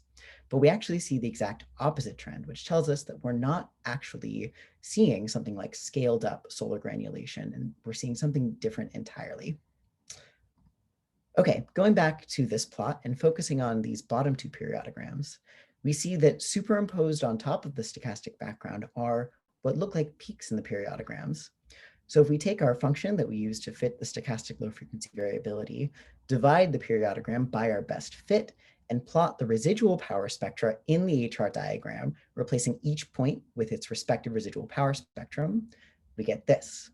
So I want to draw your attention to two interesting areas on this plot. The first are these stars that I've highlighted in blue. So this is a known class of pulsators called alpha Cygni variables. These are pulsating B and A supergiants. And for a while, these stars were thought to be likely post-red supergiant candidates, but it turns out that their masses are a little bit too low to be good post-red supergiant candidates. The second group of stars up here in green are what we're calling fast yellow pulsating supergiants. So they show peaks in their periodograms with periods of about a day or faster. They're all about 20 solar masses or so, which has some really interesting implications for the red supergiant problem. And so we're calling them fast yellow pulsating supergiants, or FYPs. Now that's a pretty big claim that we've discovered this whole new class of pulsating stars. So I wanted to make sure that we were actually seeing something physical. For one, TESS has some very big pixels, and all of these FYPs are in the Large Magellanic Cloud, which means we're really susceptible to contamination from nearby stars. Not only that, but massive stars are preferentially born into binaries, which means that we might not be seeing pulsating yellow supergiants. We're just seeing normal yellow supergiants with pulsating B-type companions or something like that. Something that tells us this is not the case, though, is the fact that these FYPs are all bound in a relatively small part of the HR diagram. Whereas if, say, 5 of the stars in the sample were randomly contaminated or had a pulsating companion, we would expect those 5 stars to be randomly distributed. So we can ask ourselves, how likely is it if you were to just take every possible subsample of 5 stars from our sample, how likely or unlikely is it that the box containing that subsample is smaller than the box containing the sample of FYPs? So this plot is a 2D histogram showing the dimensions of the box that contains every single possible subset of stars drawn from our sample, with the box containing FYPs shown as the red star. Well, we find that it's only about 1% likely that you could actually draw a sample of 5 stars from our sample in a smaller region of the HR diagram than FYPs. And so we think we're seeing something physical and not just a systematic effect, which is really exciting. So what can we do with them?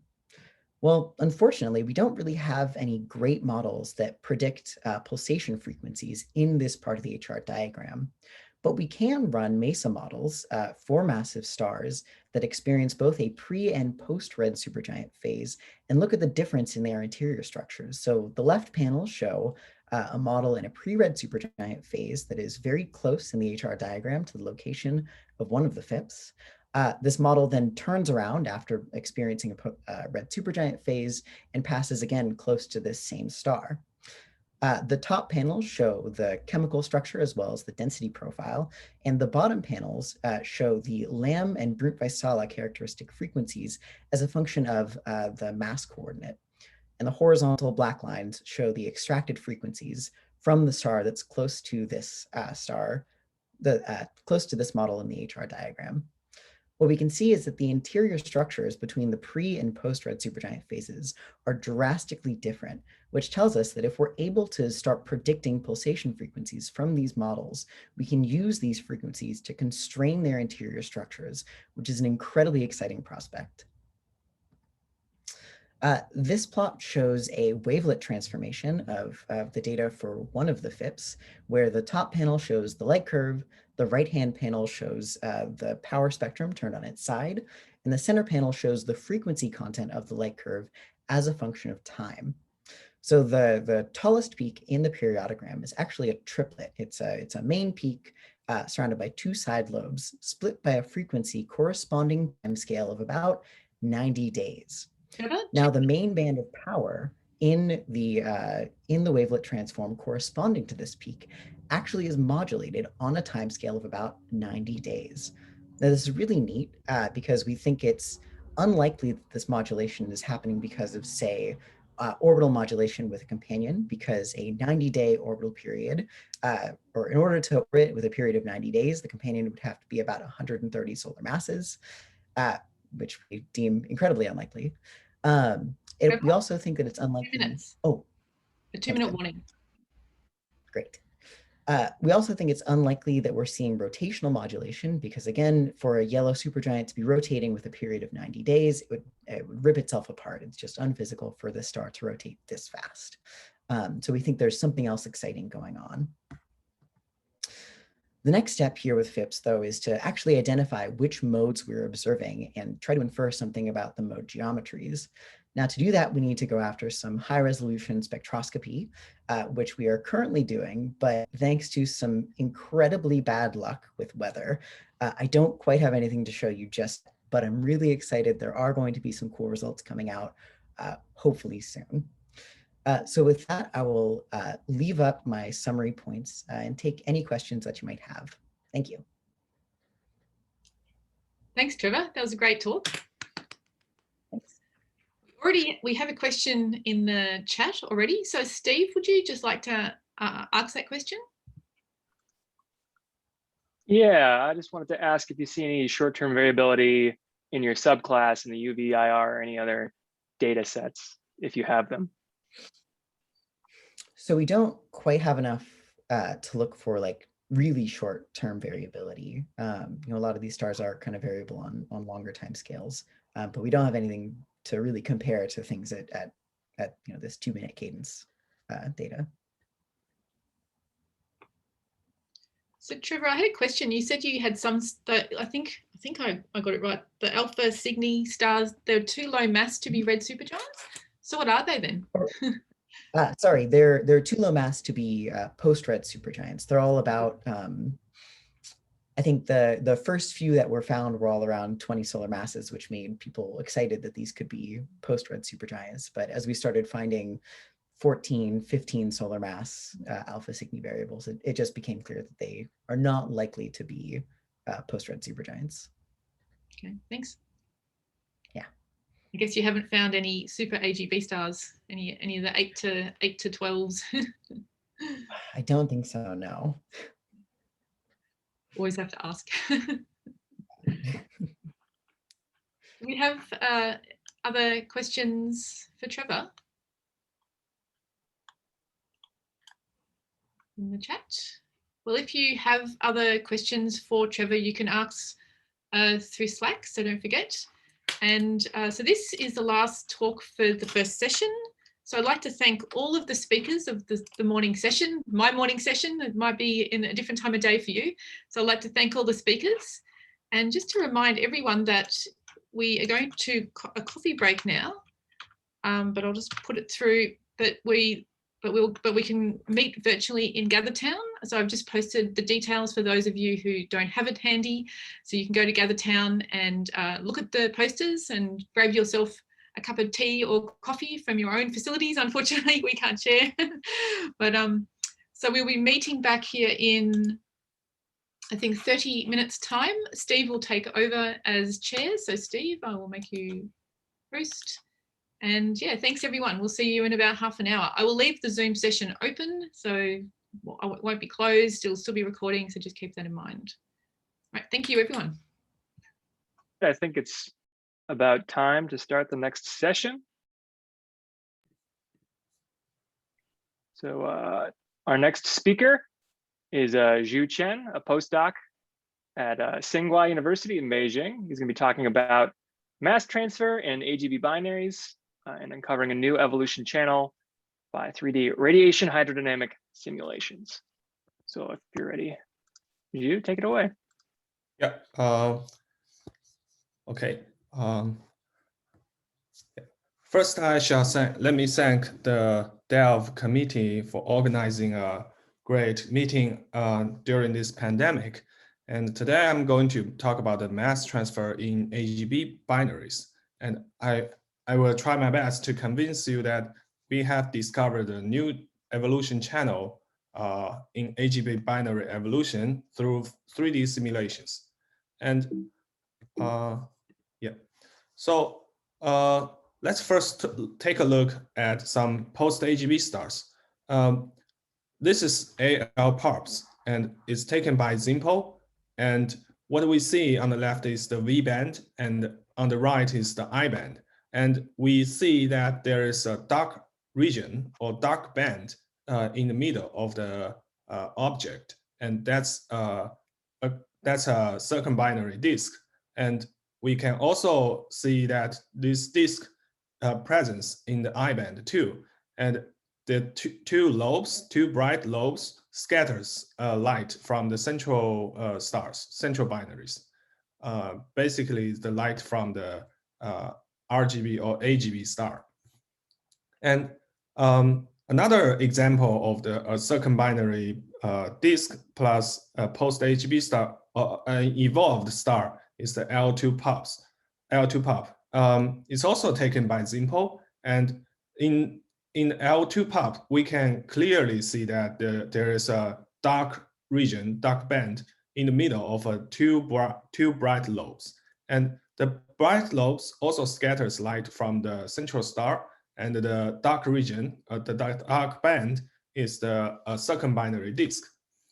And another example of post-AGB star is the R Sculptoris, and this picture is taken by Alma, and we see that there is a spiral outflow, spiral structure outflow.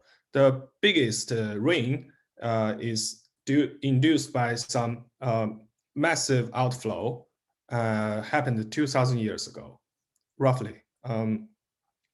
So another spiral structure outflow example is the Alpaxi. It's also taken by Alma, and in this case we can more clearly see the spiral structure outflow. So one thing in common of these four objects is that they all have evolved stars, and they are very likely to have binaries. But one distinction is that the first two stars, AR Pulp and L2 Pulp, they have circumbinary disk. But while the later two, R Sculptoris and L Alpac, they have spiral structure outflow. So what's causing this difference? And I think it can be traced back to some mass transfer modes.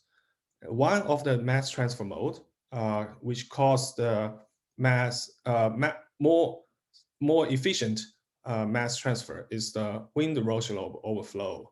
In this case, the dust formation region indicated by the gray color is similar, comparable to the inner L1 or inner Roche lobe of the AGB star or giant star. I use the yellow color to represent a giant star. So the secondary can impose more effect, more gravity on the dust formation region. And because the dust formation region, in the dust formation region, some of the flow is subsonic. So this subsonic flow can be pulled to the secondary more efficiently.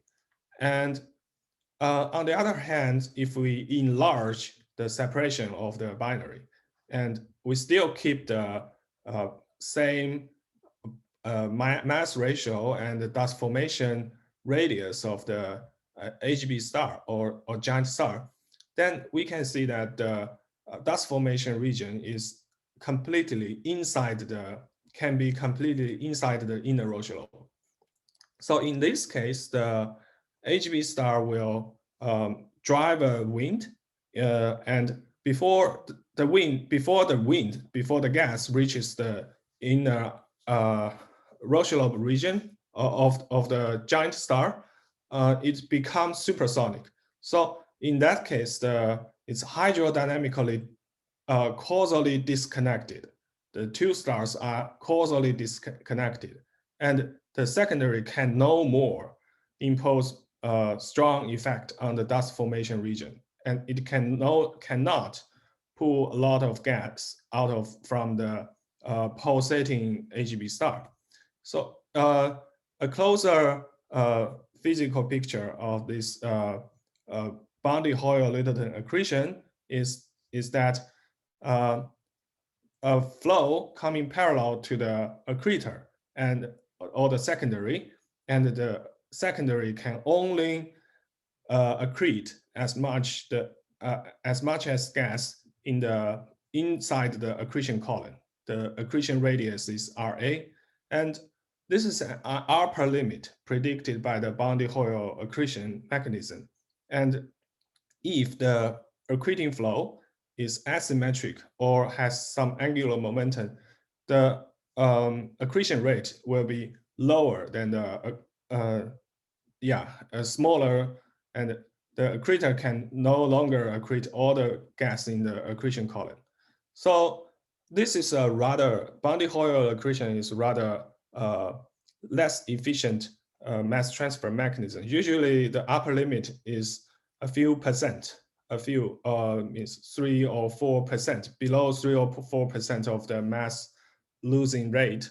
So, however, wind Roche lobe flow is a more efficient mass transfer mechanism. And some question may arise is, would this wind Roche lobe flow can explain the formation of chemically peculiar stars such as the baryon star or S star, sulfur star, and CH star?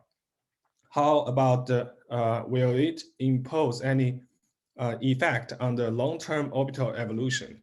So next, let's take a look at about the chemistry of the binary star evolution, particularly the chemically peculiar star and the baryon stars.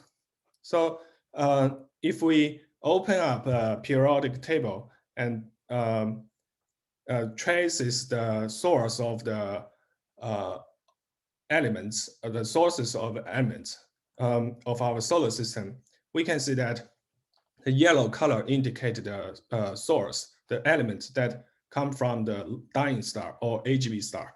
So let's focus on the 56, the baryon. So baryon is a very stable element, and it can be produced by the S process in HB star. And it's a good tracer of the low mass star because it's amount, it's the portion of yellow is dominate this element, the baryon 56.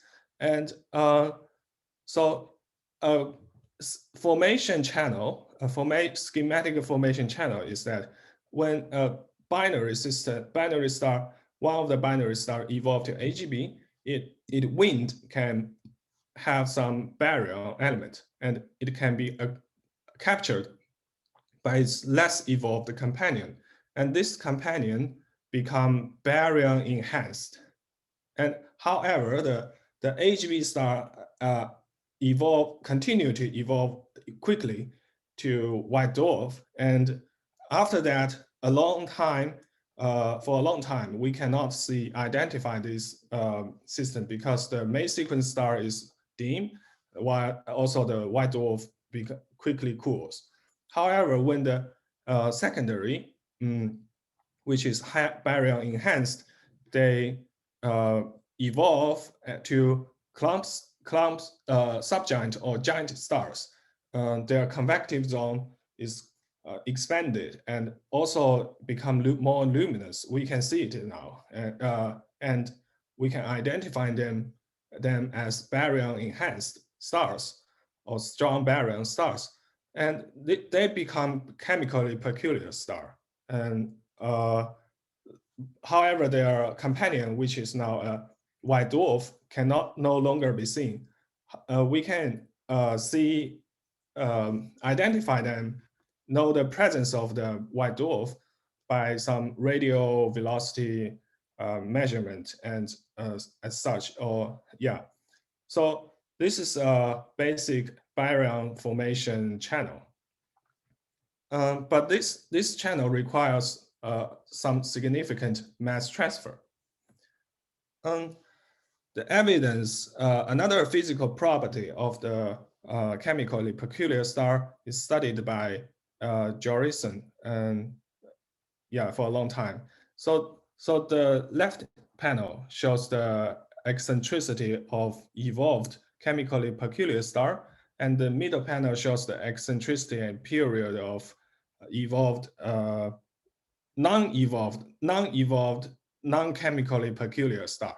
We noticed that the evolved star are very, their eccentricity is lower because of the optical circularization. However, they are not their eccentricity is not zero. But why? This is a puzzle actually. So because on the right panel, I plotted the period and separation of a 1.6 solar mass binary. And usually around 4 to 6 AU separation, the circularization timescale should be, might be smaller than the AGB lifetime.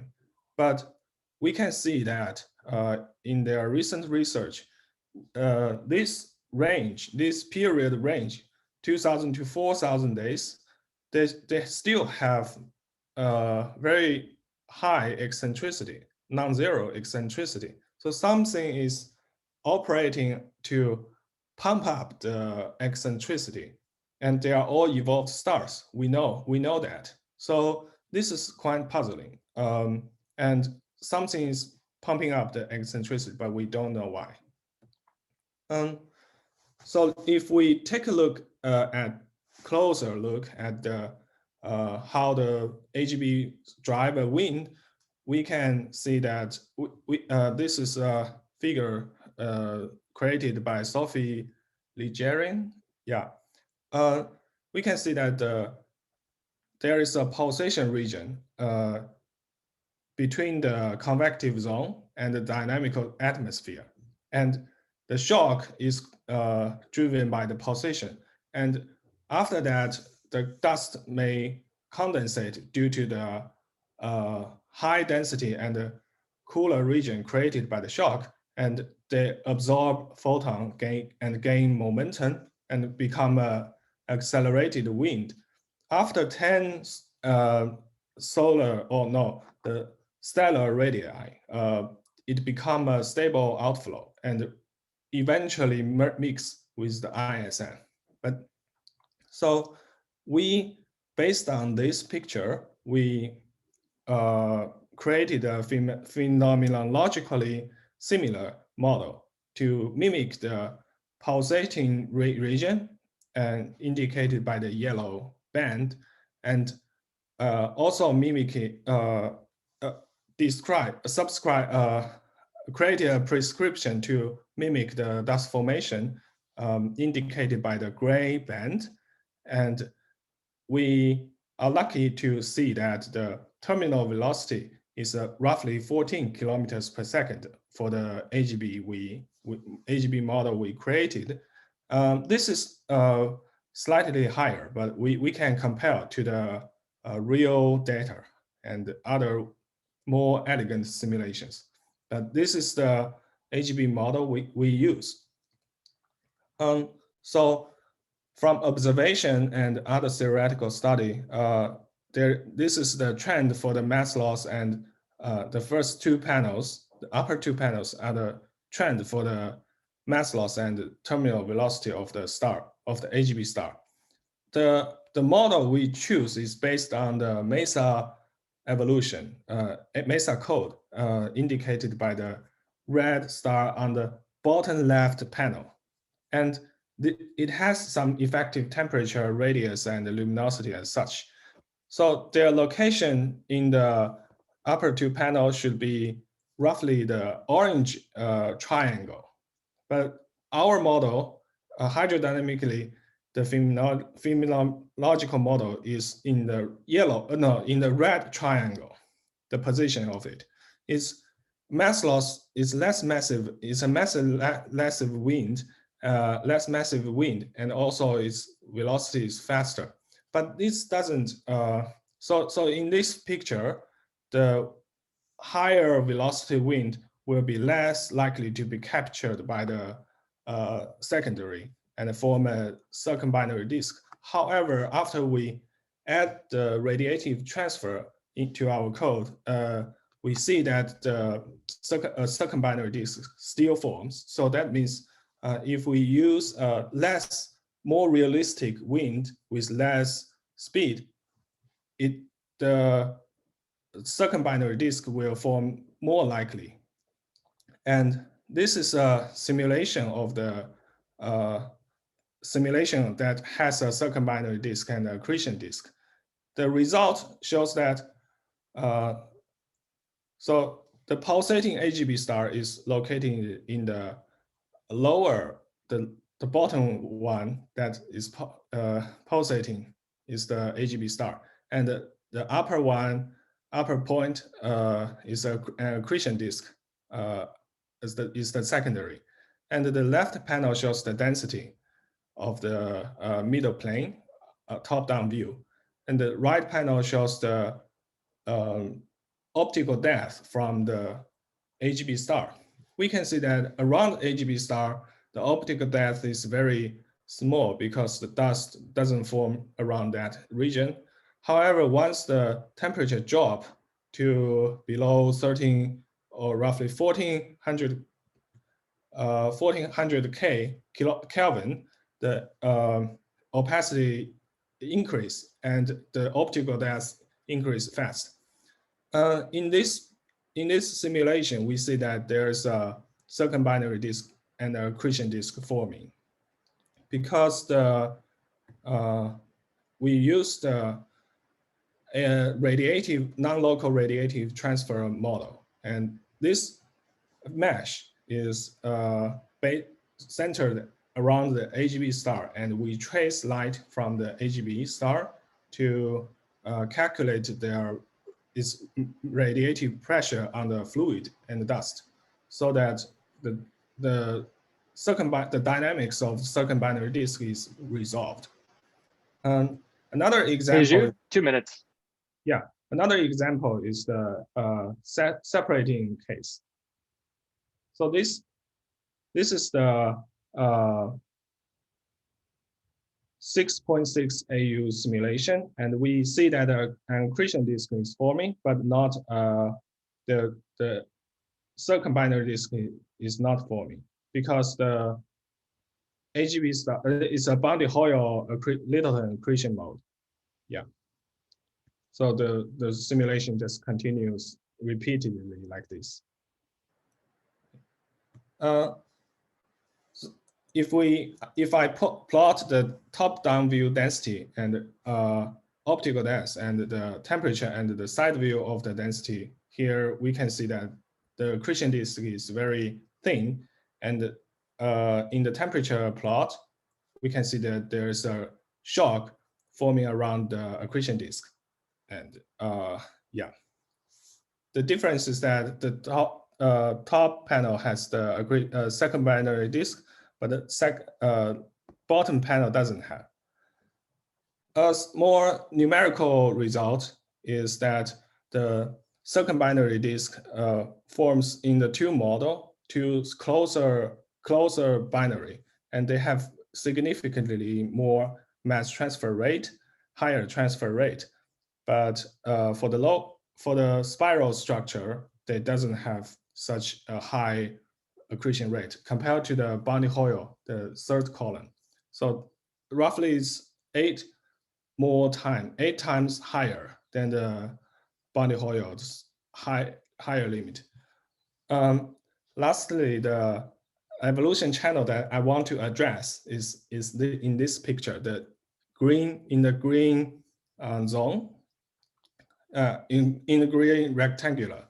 So this is the when two stars they have intermediate separation, they might form second binary disk and accretion disk, and their evolution is not so tightly coupled as the Roche-Lobo flow, but it's also more intense than the Barney Hoyle Littleton accretion, which happens to the wide binaries. And okay, this is the summary of my talk. And I will be happy to take any questions. All right, fantastic. Thank you, Zhu, speaker. Yeah. And any questions? Feel free to pose them in the chat, but also on Slack.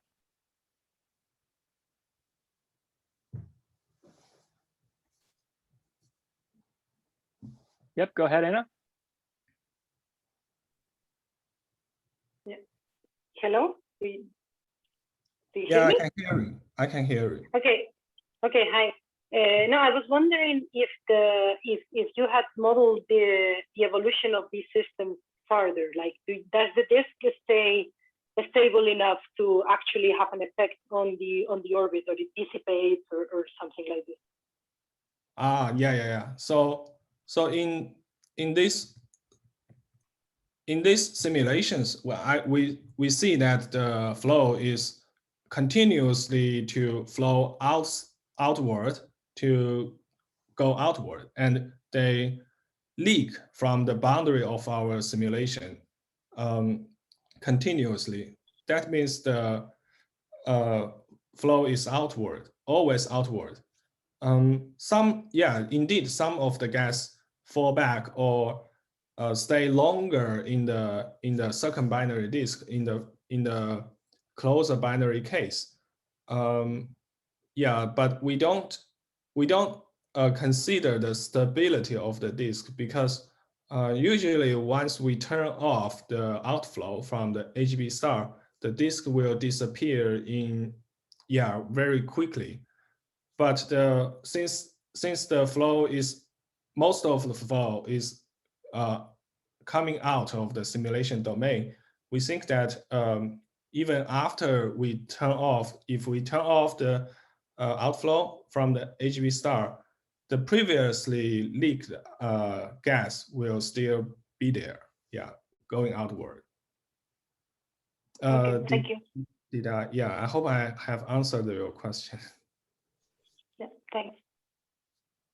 Great, we have some time for some more questions.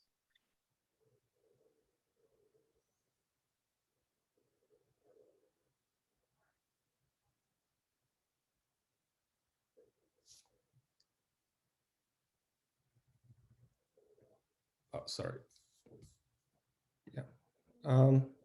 I would like to thank University of Alberta and CETA for hosting me as a postdoc here, and also Tsinghua University as offering me a fellowship during this pandemic. And that's a great help. Great. So we have one other question from Alexander Kemp. Do you want to ask that while the next speaker sets up? Sure. Sorry.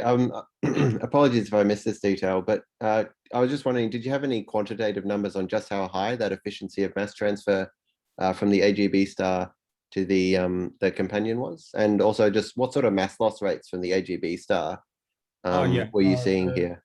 Yeah, mass transfer efficiency is rather high. Is for the extreme case, 30% of the mass is transferred from the AGB star to the secondary.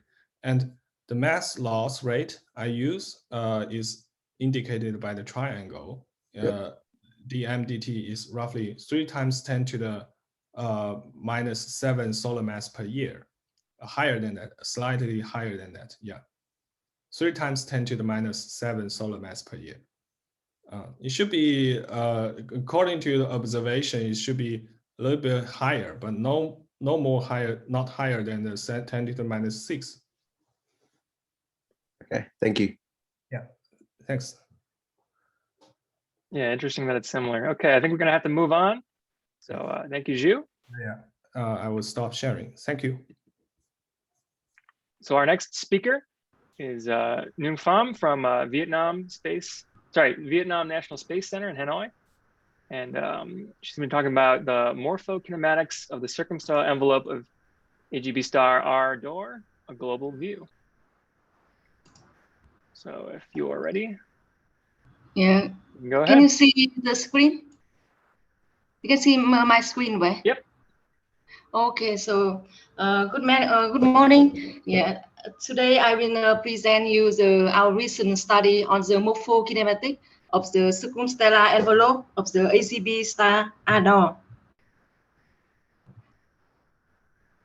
So R Dor is an oxygen-rich AGB star. It has an initial mass between 1 and 1.5 solar mass, and the mass of rate is about 1.6 10 to the solar mass per year with a temperature of 3000 Kelvin.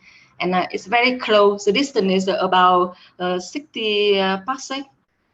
And it's the infrared emission, so on the enhancement of the aluminum oxide and the mineralite in the dust. So below some 12 AU, the dusty layer of gas in the rotation display variability on a short time scale and the significant inhomogeneity. And beyond this layer, the rotation is slowed down and the blue shifted feature seen in the southeastern quadrant. And the velocity can reach to 20 km per second. For the outer envelope, beyond some 25 AU, displays the outflow and the cavity, suggesting the complex history of the mass ejection. And finally, the high Doppler velocity wing observed in the spectrum projected near the line of sight crossing the star at its center. For the study, in the inner layer, we use the ANMA observation of the emission of the 29 SiO and the SO2. It has an extremely high resolution. The beam is about 2.2 AU with the noise 1.4 millijansky per beam. So this shows you the intensity map, the integrated intensity map, and the mean Doppler velocity for the 29 SiO and the SO2. While the SiO is extend up to the 40 AU projected distance from the star, the SO2 is limited in 12 AU. You can see clearly in the velocity map, there are two features. One is the rotation. The rotation is below about 12 AU, and also the blue stream in the southeastern quadrant. You can also see the blue stream in the intensity map. So now more detail on the rotation. What I show here is dependent on the position angle of the mean Doppler velocity in the different intervals of projected distance. For the 29 SIO and the SO2, we see the consistent between the two lines. And so the velocity, the rotation velocity, reach the maximum, its maximum value at about the maximum value of 5 kilometers per second around the edge AU. And the axis projected on the plane of the sky is about 10 degrees to the north, and it makes the unknown angle with the plane of the sky. The quantitative consideration favor a low value about 20 degrees. The unlikely interpretation for the rotation is the presence of the close-by companion, resulting in the solid body rotation of the close-by atmosphere. It's the extend up to very few stellar radii, and then decreasing beyond it. And we look at the morphology of the rotation volume. It does not show any strong anisotropy, such as the disk-like flattening about the equator. So when the Doppler velocity spectra integrated over the stellar disk for the SIO and the SO2 are seen mostly in the absorption. You can see here the contribution from the inner layer that contribute to the both spectrum here, and from the outer layer is a narrower and pick up the velocity of about -4 kilometers per second. The absorption is much larger for the 29 SIO than the SO2. Moreover, the absorption seems to extend well beyond the stellar disk, and you can see in the PV map and the spectrum beyond the stellar disk, the strong absorption at the velocity of the -4 kilometers per second. You can see here. And we check the brightness distribution measured in the velocity channel at -4 kilometers per second. And it shows very little of signal above the noise. I plot here the brightness distribution for the channel at the +4 kilometers per second as the reference. So strictly speaking, that the total absorption is not possible because it cannot prevent the outer part of the optically thick layer from shining. Qualitatively, using as a reference the prediction from a simple LTE model, it would require the presence of the low temperature cell absorption layer. It's just about 30 to 40 Kelvin.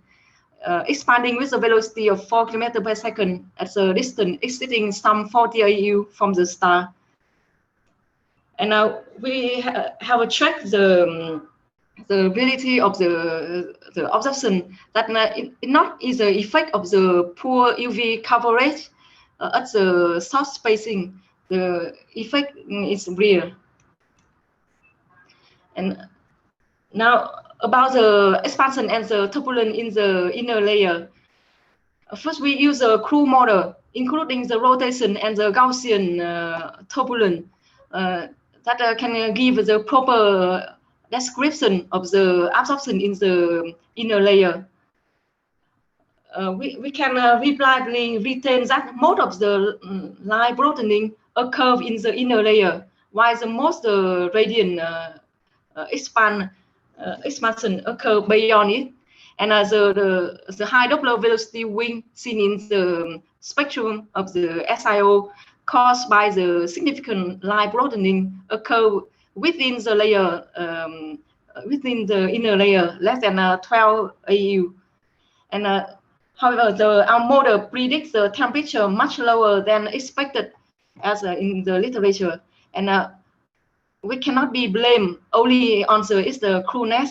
It's somehow likely to have some reality. Now I move to another feature, that's the blue stream. You can see in the intensity map for the SIO and the SO2, you can see the blue stream at about 140 position angle, and that extends from 10 AU to about 30 AU.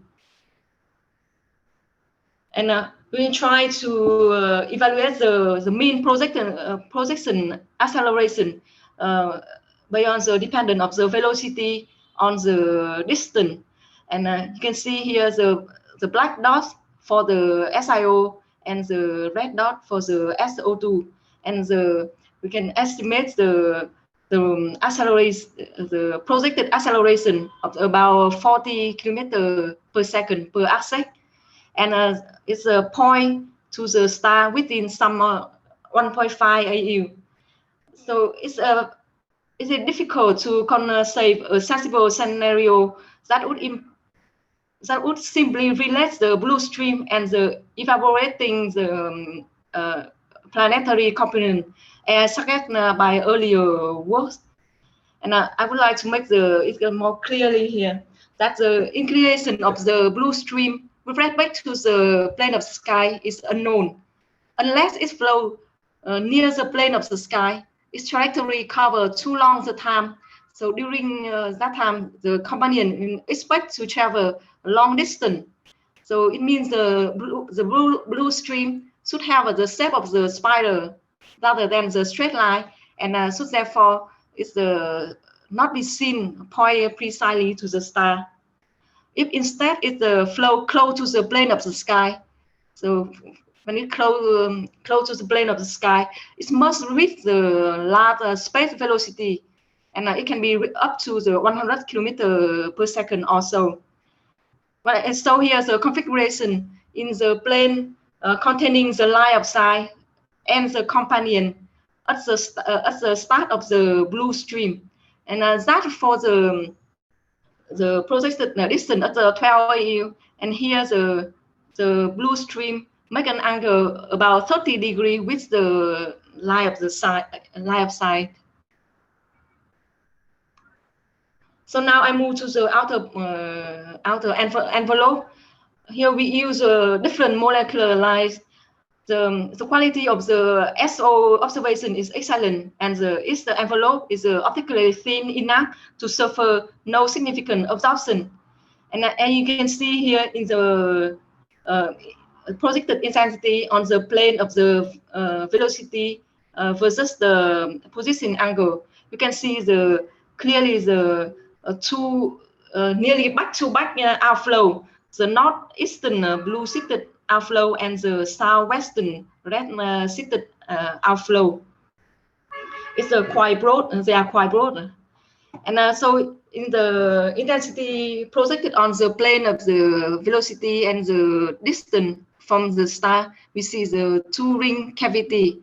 So one is at 0.5 and at 1.1. But the main one is this one is received the important contribution from the west of the outflow.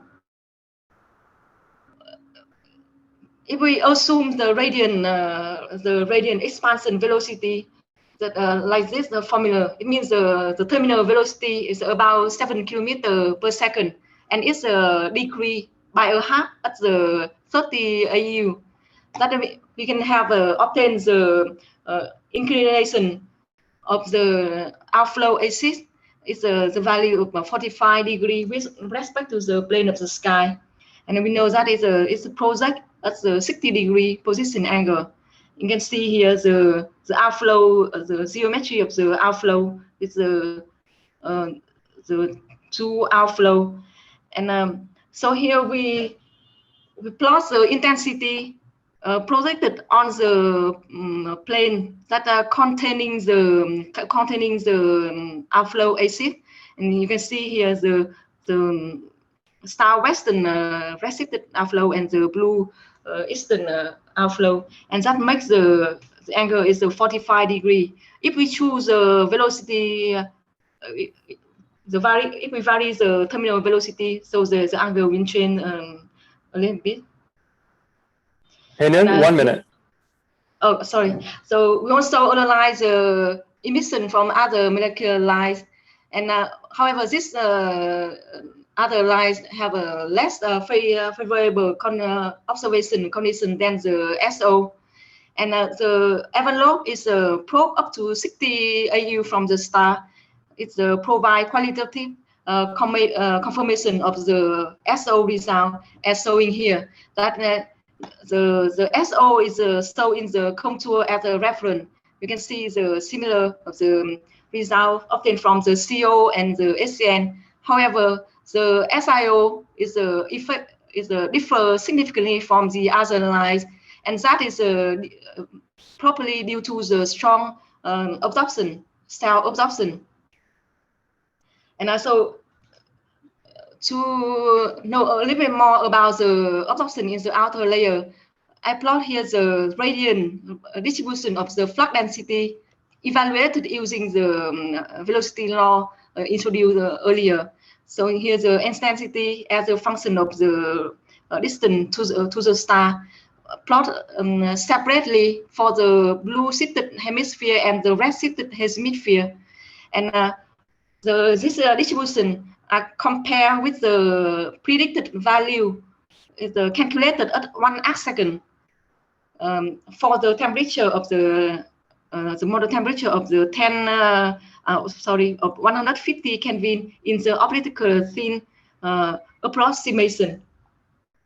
And so you see here that is the SO, the SCN, and are well predicted, while the CO is 30% is below the prediction, suggesting that the absorption in these lines are small.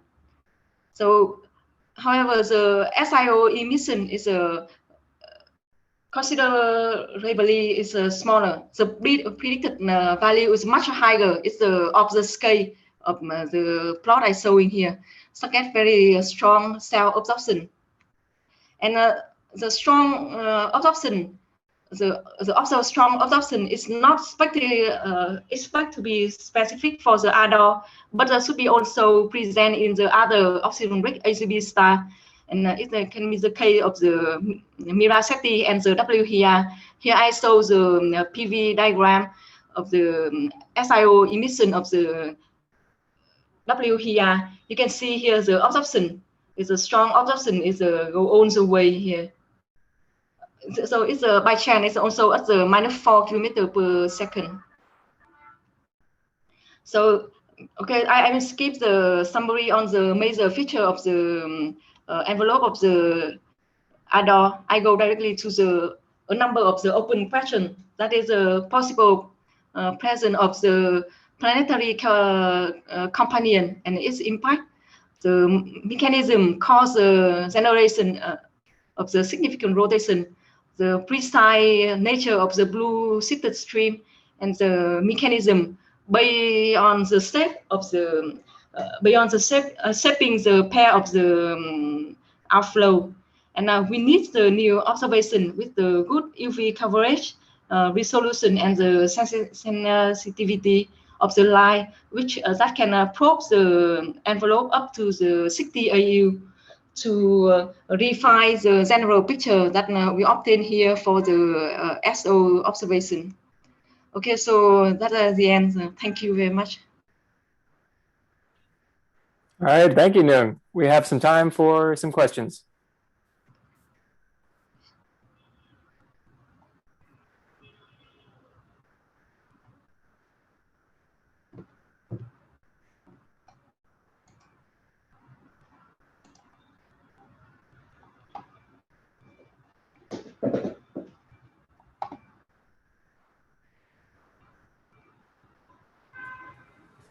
I have a. Go ahead, Meredith. Yeah, so I saw kind of in the middle of the slides, you said something about the model is likely to have some reality. Assuming you mean some physical meaning behind that, like what do you think is the most likely source of that discrepancy? Yes, because in this model, it's a very simple model, and we adopt the radiant profile for the temperature and for the density is from the literature. So it's that but here that when we make the fit is the value is too low, and so it means that we need the steeper we need the steeper gradient profile for the temperature and for the density, and so that is now we did not try to how to say to fine tuning the fit to have the better result. Yes. Okay, yeah, I mean, there's a few tools out there that are that can provide these kinds of initial conditions, and I'd be happy to talk about those if you're interested. Yes, thank you. All right, great. I think we have to move on. So, well, thank you. And if you can stop sharing, we now have Daisuke Taniguchi, a PhD student from the University of Tokyo, excuse me, which is going to be talking about an unbiased effective temperatures of red supergiants from iron absorption lines. Yeah, thank you Daisuke, for introducing me. Yeah, go ahead. Thank you. Yeah, hello everyone. I'm Daisuke Taniguchi, a graduate student from the University of Tokyo. Today, I will introduce our recent work on the new method to determine the accurate effective temperatures of red supergiants using neutral ion lines in the near-infrared high-resolution spectra. First, I will introduce why we focus on the effective temperatures.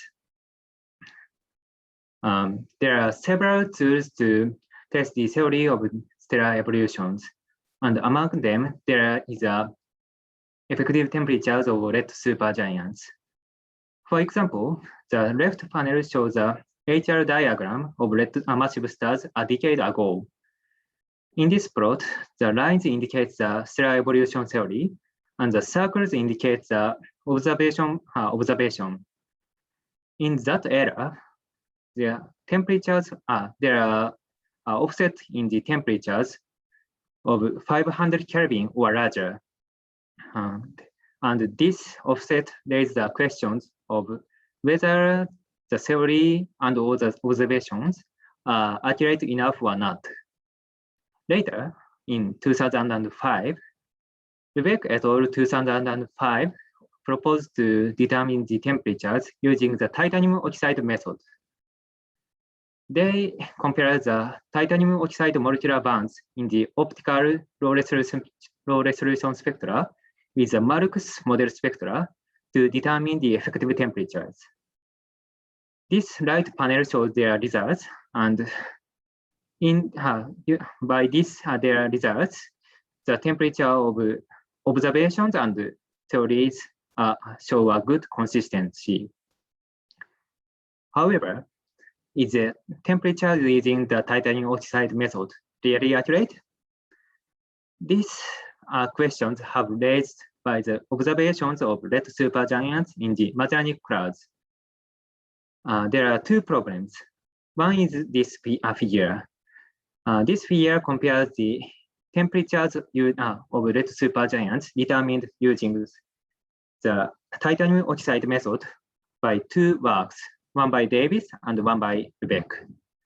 From this figure, it can be seen that there are offsets between the temperatures determined by two works in the high temperature regime.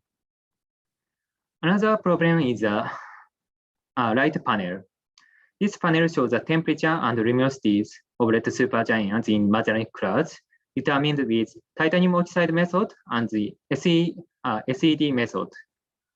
From this figure, there are offsets between the temperatures of red supergiants determined with titanium oxide method and SED method. These inconsistencies raise the questions whether the titanium oxide method is accurate enough or not. This problem in the titanium oxide method might be related to the two problems. One is the 3D effect, and another is the monosphere. This left panel shows the observed spectra and model spectra of red supergiants. Black line shows the observed spectra, and magenta and green lines show the model spectra. And from this plot, it can be easily said that model spectra cannot well reproduce the observed spectra. And another problem is the existence of Mole sphere. It is well known that there is a Mole sphere around the photosphere of red supergiants, and Mole sphere can change the depth of molecular absorption bands. Considering these problems, it is important to determine the temperatures using a method independent of model spectra and also independent of molecular lines. Considering these two requirements, we propose to use an empirical method only relying on atomic absorption lines. As a method satisfying these requirements, we propose to use a line depth ratio method to determine the temperature. Line depth ratio, LDR, is a ratio of the depth of two atomic lines of low and high excitation potentials. This spectra shows a spectra of red giants with the order of effective temperatures. There are two prominent neutral ion absorption lines, and for the left absorption lines, the depth of these lines do not change when changing the temperatures. In contrast, for the right absorption lines, line with low excitation potential, the depth of this line changes drastically with changing the temperatures. Therefore, when we calculate the depth ratio of the depth of these two lines, this is the LDR. The LDR is highly sensitive to the effective temperatures. So first, we plot the relation between LDR and temperature using stars with well-known temperatures. Then, for the stars with unknown temperatures, we measure the LDR and then using this relation to determine the temperatures. This method is first proposed by Gray et al. 1991, and hereafter several other studies have used this method to estimate temperatures. Most of the works on LDR focus on the optical spectra. However, for red supergiants, the optical spectra of red supergiants are dominated by titanium oxide molecular lines. Therefore, it is hard to measure the depth of atomic absorption lines accurately. So we focus on the near-infrared YJ bands. In this wavelength range, there are relatively weak molecular absorption bands. Therefore, we can easily measure the depth of atomic lines. And in the previous works on LDR effective temperature relations, LDR temperature relations have been established for each luminosity class. In contrast, if the LDR temperature relation is the same between the luminosity classes, we can calibrate the LDR temperature relations with red giants and apply the relations to red supergiants. And in this slide, we examine this hypothesis. The left panel shows the LDR temperature relations of calcium and silicon lines. For this line pair, the LDR temperature relation is different between dwarf giant supergiants. This difference is mainly due to the difference in the ionization energies of calcium and silicon elements. In contrast, in the right panel, we plot the LDR and temperatures of a pair of iron and iron absorption lines.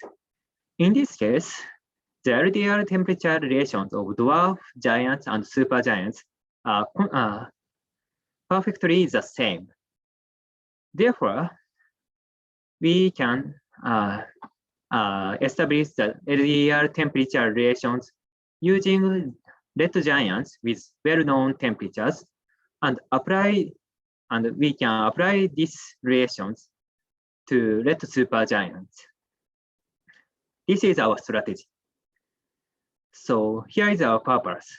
We first establish the LDR temperature relations only with ion absorption lines using red giants with well-known temperatures. And then we apply these relations to red supergiants in the Milky Way to determine their effective temperatures. Then I move to the observation. We collected the near-infrared high-resolution spectra using our near-infrared spectrograph named WineNet. One of the speciality of WineNet is its high throughput. WineNet has a throughput of larger than 60%, and which is almost 2 times or more larger than other near-infrared spectrographs. And using this WineNet, we observed 9 red giants with well-known temperatures to establish the LDR temperature relations. And also we observed 10 nearby red supergiants to apply our methodology. Then this is a sample spectra of Betelgeuse with WineNet. There are many atomic and molecular lines, and from this spectra, we choose the uncontaminated ion lines and use these uncontaminated ion lines to establish the LDR temperature relations. Then I move to the calibrations of LDR temperature relations with red giants. Starting from the ion absorption lines in the Baldor line list database, we examine whether the lines are really uncontaminated or not. We use observed and also synthesized spectra to check whether the lines are uncontaminated or not. And then we choose the lines. Then we choose 52 lines. And then we use these 52 lines to plot the relations between LDR and temperatures and choose a optimal set of line pairs. Here is the results. We established 12 LDR temperature relations of ion-ion pairs using red giants with well-known temperatures. Using these relations, we apply these relations to red supergiants and determine the temperature of red supergiants. And finally, we show the results of our temperatures.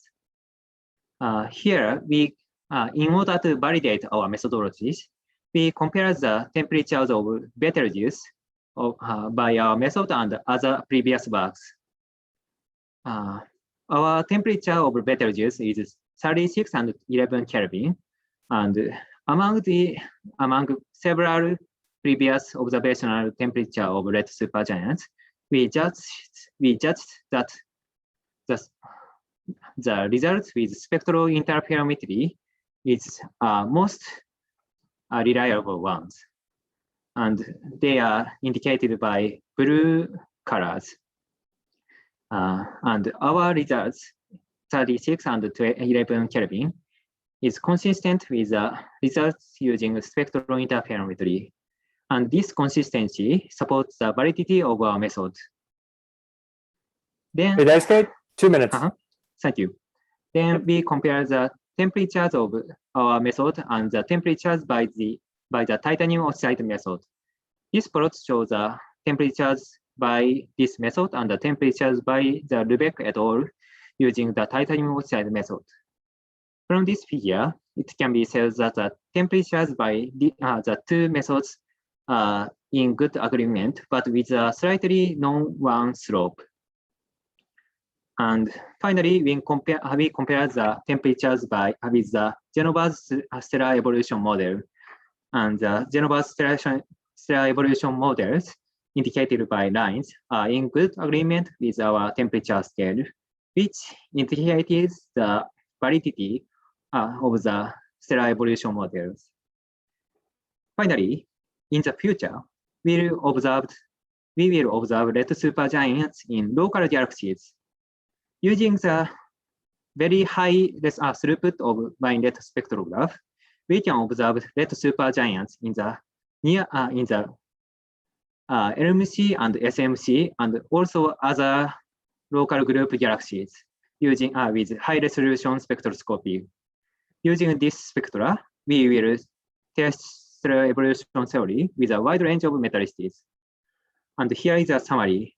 We determine the temperatures of red supergiants using the LDR method, and the result is in good agreement with the latest Genova's stellar evolution theory. Thank you. Great, thanks, Daisuke. We have some time for some questions.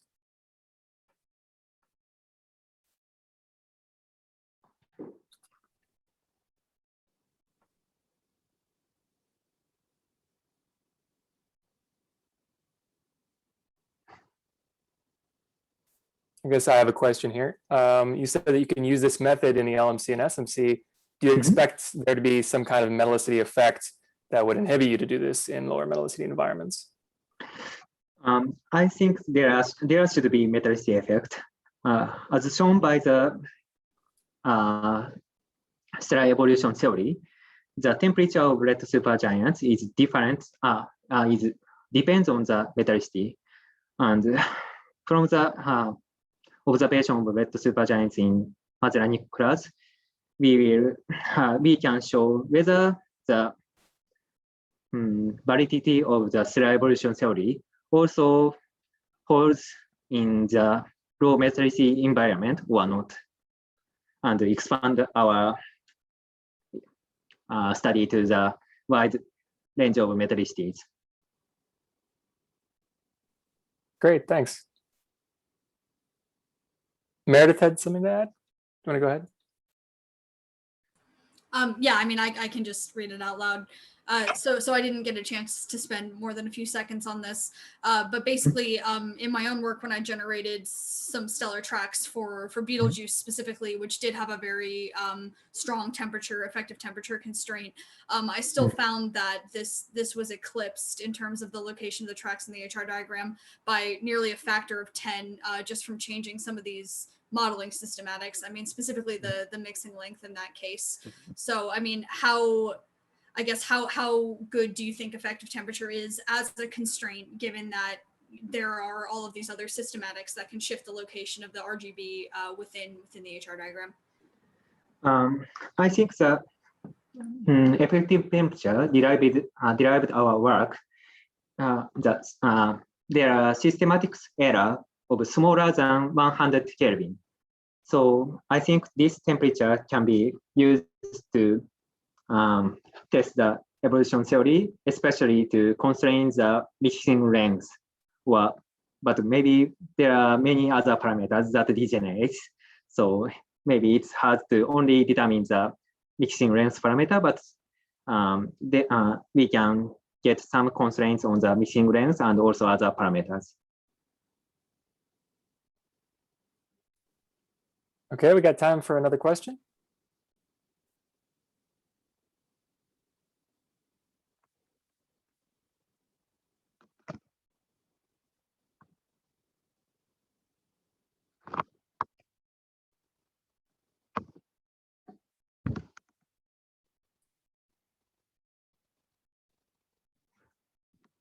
All right, seeing none, I think we can thank Daisuke and move on.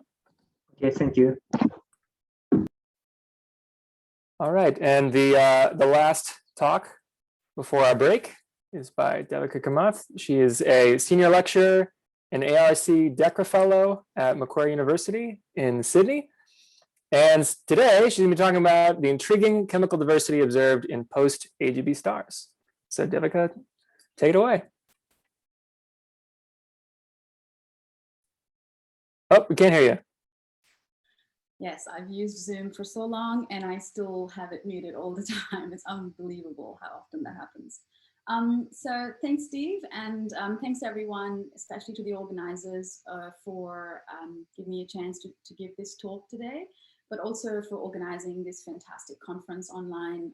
It's just amazing to be able to get together and hear this exciting science, despite all this drama with the travel restrictions. So thank you guys very, very much. Okay, so I'll share my screen and we'll see how this works.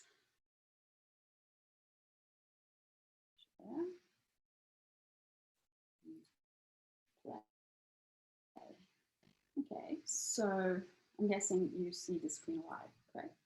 Looks good. Okay, cool, fantastic. All right, so I'm going to be talking about particularly the chemical diversity observed in post-AGB stars. I think there's no need for an introduction at this particular stage, but the main question we are trying to answer with this research is quite a long-standing question actually, which is how are the elements in the universe synthesized? Now, we use the sun as a local yardstick, and here is a plot showing the abundances of the chemical elements in the solar system. Now, we know that many of the elements up to, say, iron, for example, is made through nuclear burning. But then when you look at elements outside of iron, they are mostly synthesized using neutron capture processes, which come, of course, in two flavors, the rapid neutron capture and the slow neutron capture. Now, several observational studies over the last several decades have shown us that the astrophysical sites for the rapid neutron capture is massive stars and supernovae. In terms of the slow neutron capture, one of the very common sites is, of course, AGB stars, which is sort of the centerpiece of this conference that we're having this week. So to better understand the production of elements and elemental isotopes, me and my collaborators, we focus on low and intermediate mass stars. And these stars, especially when they are in the AGB phase, as we've heard in several talks before, they are known to produce a majority of the carbon and also the S-process elements. And these are particularly important because, of course, once they produce these elements, they inject them into the interstellar medium, which then goes ahead into enriching the host galaxy. But of course, the slow neutron capture, as you can see, has three peaks, and what that essentially represents is the various components of the S process that require very distinct neutron exposures. Now, we're particularly interested in the main component and the strong component because the astrophysical sites of those components are known to be the AGB stars that we're mostly interested in. So Merrill's discovery of technetium in the atmospheres of AGB stars remains a landmark in the now extensive literature of observational inquiries into stellar nucleosynthesis and evolution. So in order to be able to understand or kind of constrain AGB nucleosynthesis, what do we need? We need traces of AGB nucleosynthesis, of course. We need a wide range of initial masses because it spans from about 1 to about 8 solar masses. Metallicities, as we've seen several talks today, metallicity is a very important parameter in understanding or predicting what kind of yields you get out of models and therefore also from the stars. And finally, you want the entire range of elements. You can't, it's very hard to just work with, say, carbon or oxygen. Ideally, you need the entire range of elements ranging from CNO, the ion peak, S process, and so on. So, of course, the best way to trace AGB nucleosynthesis would be looking at the AGB stars, but is that really the case? We'll get to it in a minute. But before that, let me flash the HR diagram, which we've seen so often. So during the AGB phase, we know that element production is governed by poorly understood processes like convection, mixing, etc. But one of the processes we've heard a lot about is the third dredger, which is essentially where material from the hydrogen exhausted core is mixed into the envelope of the star, resulting in surface abundance increases of carbon and other elements like the S process elements. which then brings me to S-process nucleosynthesis, wherein protons are mixed into the inner layers of the star, creating a neutron source, which you need to be able to produce your slow neutron capture processes. Now, of course, there's another process, and this is according to the models and some observations, as you will see in just a bit. This is mostly active in stars of slightly more intermediate mass, very dependent on metallicity, of course. This is the hot bottom burning process. And what happens here is that the base of the convective envelope becomes hot enough for proton captures, and then this prevents the formation of carbon, but promotes the formation of elements such as nitrogen and lithium. So when we're tracing AGB nucleosynthesis, we're essentially tracing all of these things, which of course is not an easy challenge, but we'll take it anyway. Now, the phase that I'm particularly interested in is the post-AGB phase, and there's obviously a reason for this, and the reason being during the AGB phase, it's quite hard to study the photospheres of the star because, of course, the star is enshrouded in this circumstellar envelope. So all the chemical enrichment is sitting in the photosphere, and it's quite hard to get to when you're looking at an AGB star. So you might get individualized elements or isotopic abundances, but not the entire range. So if you patiently wait for the star to undergo mass loss through pulsations, then what happens is it ejects its circumstellar envelope quite beautifully, and what you see is the photosphere of the star. And of course, you have access to the elements that are enriched or sitting in the surface. Now, this cartoon quite nicely translates into the spectral energy distribution of a post-AGB star, where you see the central star peaking at optical wavelengths, and then you see the detached circumstellar envelope peaking at infrared wavelengths. Now, the story I'm saying now is mostly for single stars, and Jacques gave a very good review on binary post-AGB stars. Keeping time in mind, I'm going to completely avoid the binaries, but only going to focus on the single stars for today. Right, so what are the observables we can get from post-AGB stars? There's quite a lot of them. The third dredge up, the hot bottom burning, neutron capture. So we try as much to get all of these elements, and we try to derive their abundances from the observations. And in some cases, if you use spectra in the infrared regime, you might also be able to get elemental isotopes. So here's a nice group of spectra of galactic post-AGB stars. They're single stars, and you can see that they show the S-process elements, and they also show the presence of carbon. So these would be poster-child post-AGB stars that follow the traditional nucleosynthesis scheme, and they nicely trace AGB nucleosynthesis. But what our studies have shown is that AGB nucleosynthesis is really quite diverse. There's quite a few questions. For example, discrepancies between the oxygen and carbon abundances to what standard models predict. Some of the post-AGB stars do not show traces of carbon production, which means what happens to these stars in the AGB phase. And then also there's an issue with lead, which is sort of still long-standing, so to say. But the one I'm going to focus about today is this particular one, which is we find that many of the post-AGB stars, in fact, quite an equal sample of them, do not show any signs of S-process enhancement. So this is the one I'm going to focus about today, and hopefully we're able to come to the end of this very soon. So, so this is work done by Hans van Winkel in 2003. So yes, it is a very, very long-standing problem, and I'll tell you why in a second. But before that, what you see here is zirconium over Fe, which is a proxy for S-process production. And here is Fe over H, which is just metallicity. So this is a sample of galactic post-AGB stars. All of them are single. We know based on their SEDs, which I'll show you in the next slide. And also many of these stars have been long-term monitored. And I'm talking about 30 years by Bruce Rovnak, and also some of them by using the Hermes spectrograph on the Mercator telescope. So we do know that these are most likely very single. They are very definitely single stars.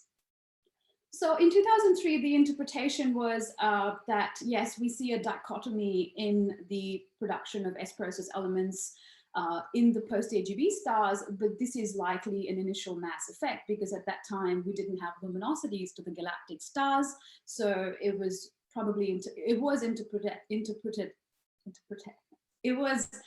thought that it was essentially a initial mass effect with these stars being more massive and these stars being less massive.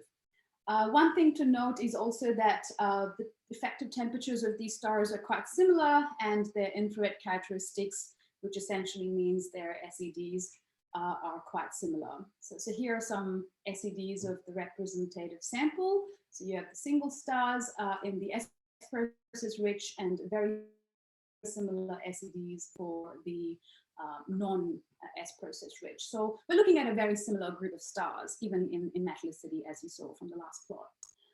So what we've done now is we've revisited this problem, of course, and we've increased our sample to make it more uniform. And what we find, again, is very much the same problem. So we find this entire S-process rich cluster, and this is S over Fe, again, a proxy for the S-process element abundances. And we find this non-S-process rich cluster pretty much sitting exactly where it's at more than a decade ago. I've brought your attention to some stars here, but I'll just bring them back into context a little bit later. So the advancement we've made in the last years is, of course, the releasing of the parallaxes from Gaia. And now we're sitting at Gaia DR3, so we're quite confident with our distances. And essentially, this is quite the revelation of this dichotomy. And what we found was using the parallaxes and distances to these post-AGB stars, we were able to determine luminosities. And then eventually using the luminosity mass relationships, we were able to estimate what kind of masses these stars have. So the red indicate the S-process rich stars and the blue indicate the non-S-process rich stars. And what we find is quite shocking, is that these stars lie exactly on top of each other. So there really is not much of a difference in their initial mass. So these stars are very similar, even in their stellar parameters, but they behave quite differently when it comes to their chemical abundances. So what we think is happening is that AGB nucleosynthesis is not homogeneous. There's essentially other processes that can happen in addition to your standard AGB nucleosynthesis processes. Once again, I'd like to bring your attention to these two over here. They're non-S-process rich stars, but they're quite massive. Massive for these stars, they're about 3 solar masses-ish. And then these two over here, which are quite S-process rich, but they're quite low mass. So that's really very interesting, even outside of this already interesting plot, which shows that there really is a dichotomy which is not mass dependent. But I'll get back to these in just a second. And these. All right, so we're going to step aside from the observations and just quickly come into what models predict, because it's really important to kind of merge the two to be able to interpret what the observations are showing us. Now, I'd like to present here a plot from Amanda's paper in 2018, which is quite fitting for this particular study because it's quite a low metallicity model. And this is in the range of the metallicity that our stars sit in, which is -1.2 to about -0.5. So the takeaway from this plot is essentially what I've summarized here, that models with initial masses of 1.5 to 4 solar masses do show strong carbon enrichment to varying degrees, of course, as you can see from this plot here, which is the carbon X over Fe versus the proton number. And from this plot at the bottom, you can see that models with initial masses between 1 and 3.75 also show strong S-process enrichment. Of course, models can be different depending upon the numerics involved. So I've also taken models from another group. This is from Flavia De Gelli in 2019. So what these models show is that at about between 1.5 to 2.5 solar masses for a range of metallicities, and this is about where our stars sit. the stars do show a carbon enhancement again. And also at about 2.5 to 3 solar masses, again, depending on metallicity, you have the onset of the hot bottom burning. And just to remind you, the onset of the hot bottom burning indicates decrease of carbon and increase of elements like nitrogen and lithium. So bringing this back to the observations, what do we expect? So this is what we see. We see that our stars lie between 1 and 3 solar masses, but this includes both the S-process rich sample and the non-S-process rich sample. But technically, all these stars, simply because of their mass range and metallicity range, according to the predictions, they should show strong enhancement of carbon, strong enhancements of S-process, which they don't. And also, if their stars are 2.5 to 3 solar masses, so these guys, they should show the onset of hot bottom burning.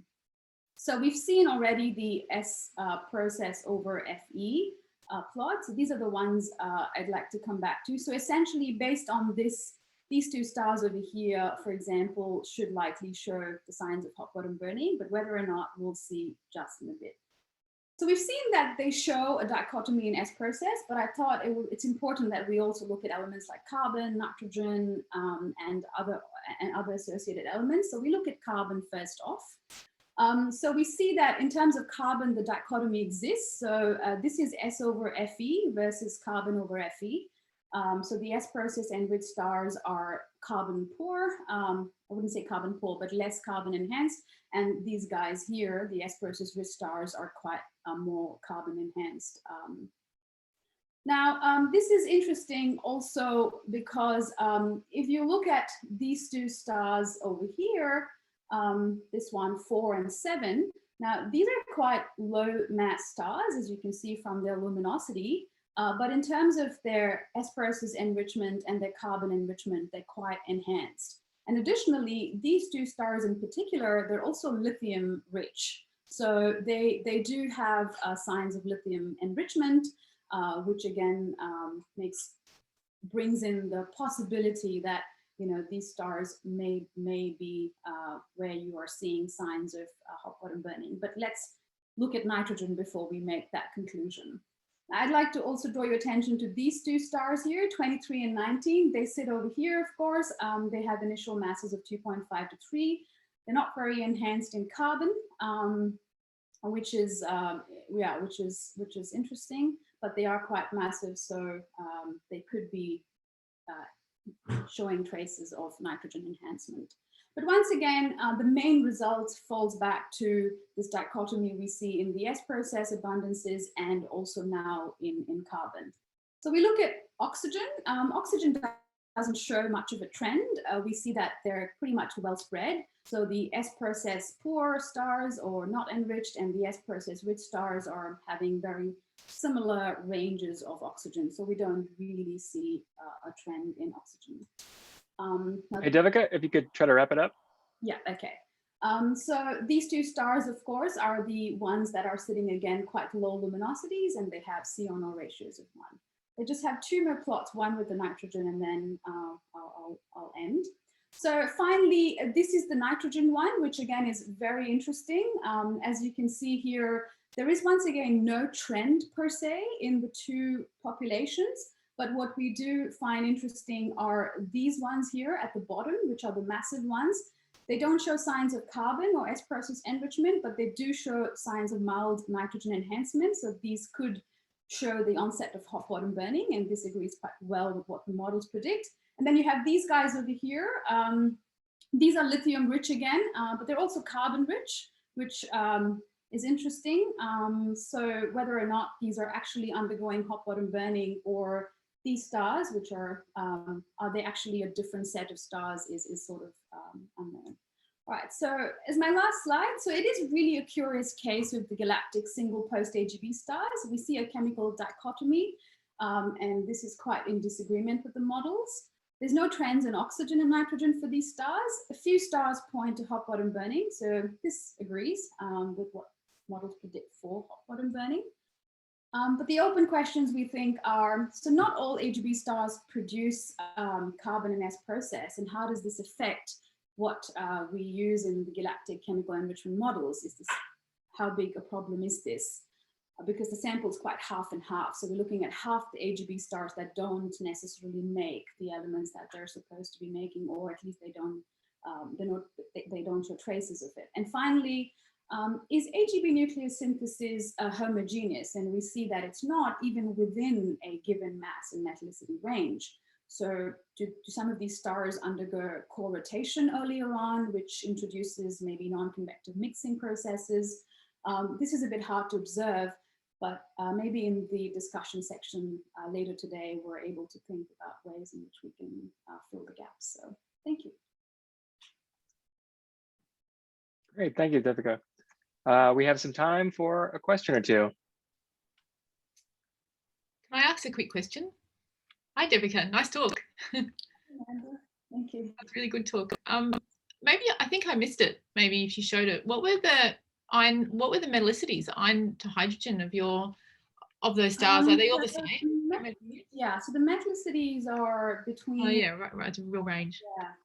So quite. Oh, sorry. I've got. How do I get rid of this? Yeah. Okay. Okay.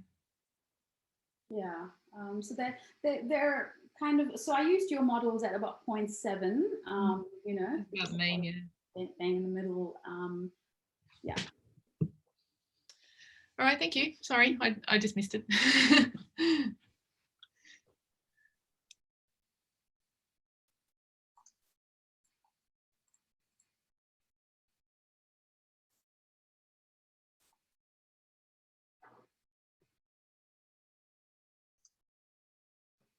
Any other questions?